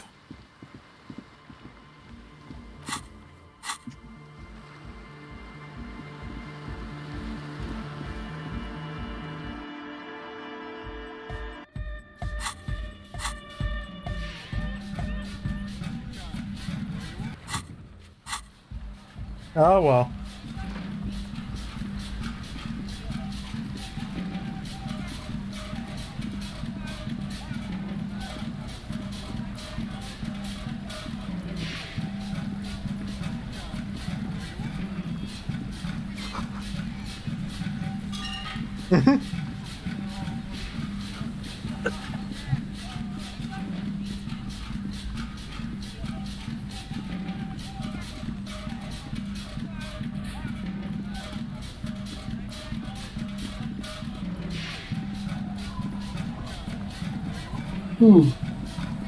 Yes.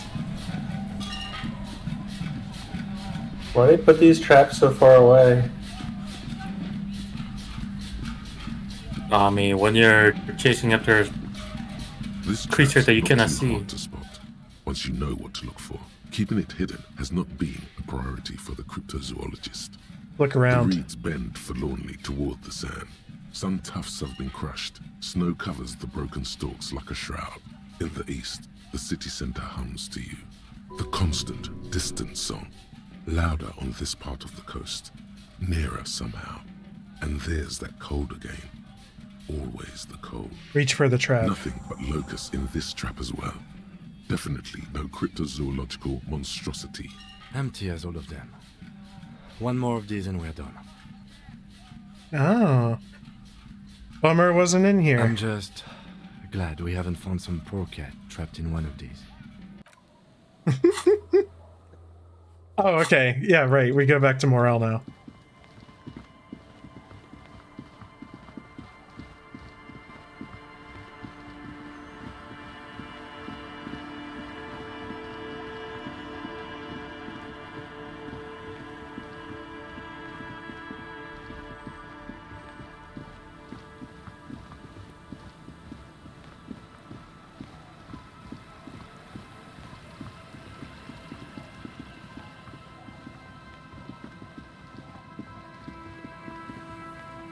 Around here somewhere.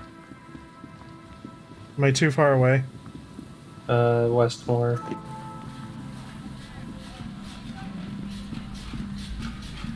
And then south, I think. What's this? Might not connect from where we're at. Oh. I'm not sure. White polo.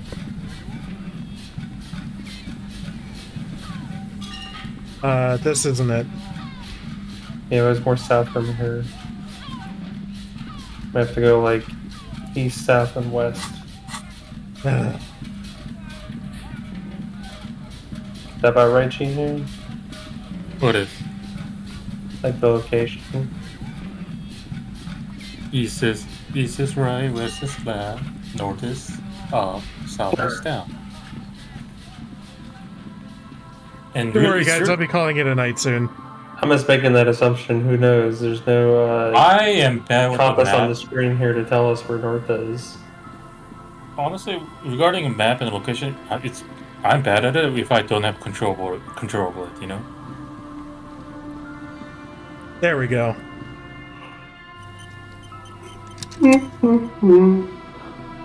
This is the last of the traps. The one Morel just set. Checking it over, he said, is just a technicality. Let's look around. The reeds by the abandoned campsite sway and tremble while the snow falls all around. The later it gets, the colder. Remnants of the camp can still be seen in the sand. The fire that's gone out. You feel strange, somehow. The trap feels light and silent as you pick it up. Something is different here. Look closer. No locust. Oh, we don't yell. Look closer. Well, the bait worked on something. This doesn't mean it was a reed monster, though. Unless you see one in there, I just see an empty trap. The netting is a little untidy, messier than the others. Like someone or something picked the trap up and shook it before dropping it back down on the ground. But what if it was fast-made? What if it ate them and got out? Right. Anyway, that's for the cryptozoologists to figure out now. We are not cryptozoologists. We are cops.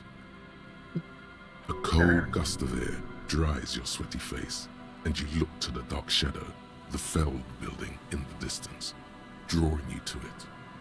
What a strange sensation. Once this is done, should you try to ask again?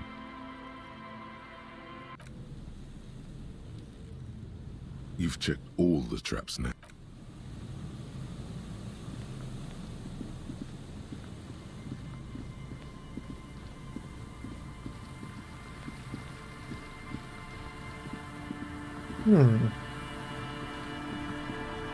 Hello again. Looking for a suspect. Have you seen anyone suspicious? No, I'm afraid. So you haven't... No, I'm sorry. There's something friendly and familiar in how he says that. You really don't like to talk to that guy. Fuck him.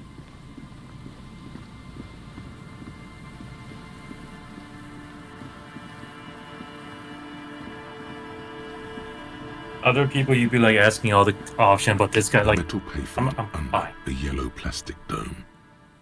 There's a bit life is garbage.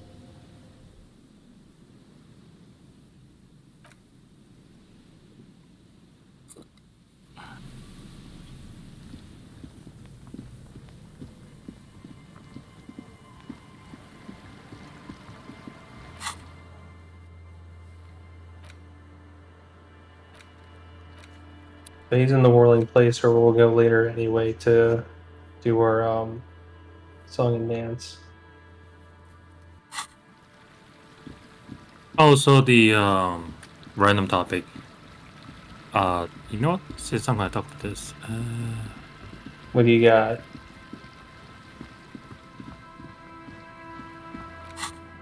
So the official Gundam YouTube channel released the prologue for the US upcoming series, Mobile Suit Gundam: The Witch from the Mercury. And it is goddamn good for the first time. Mercury? Yeah, it definitely made me cry for prologue.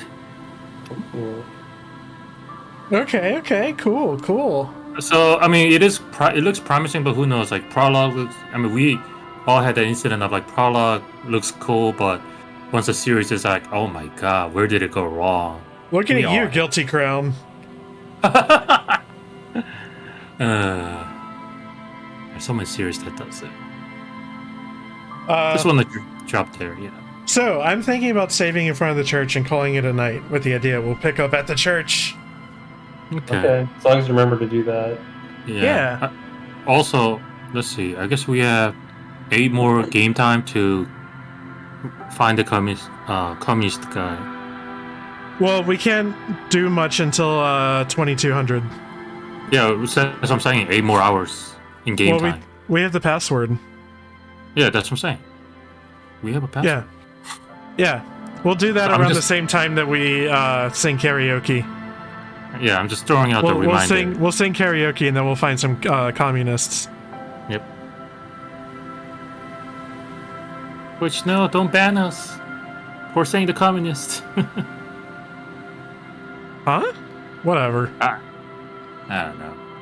Who knows what Twitch is? Who knows how Twitch is working on this? Didn't some people get mad for how Twitch changed a policy or something? Recently? I don't know. I haven't heard anything recent. Okay, I feel like people are outcrying about it. But don't they all? Don't they do it every time? Yeah, right. People cry a lot, especially me. Okay, well, so long. Farewell. I'll see you in hell. Bye.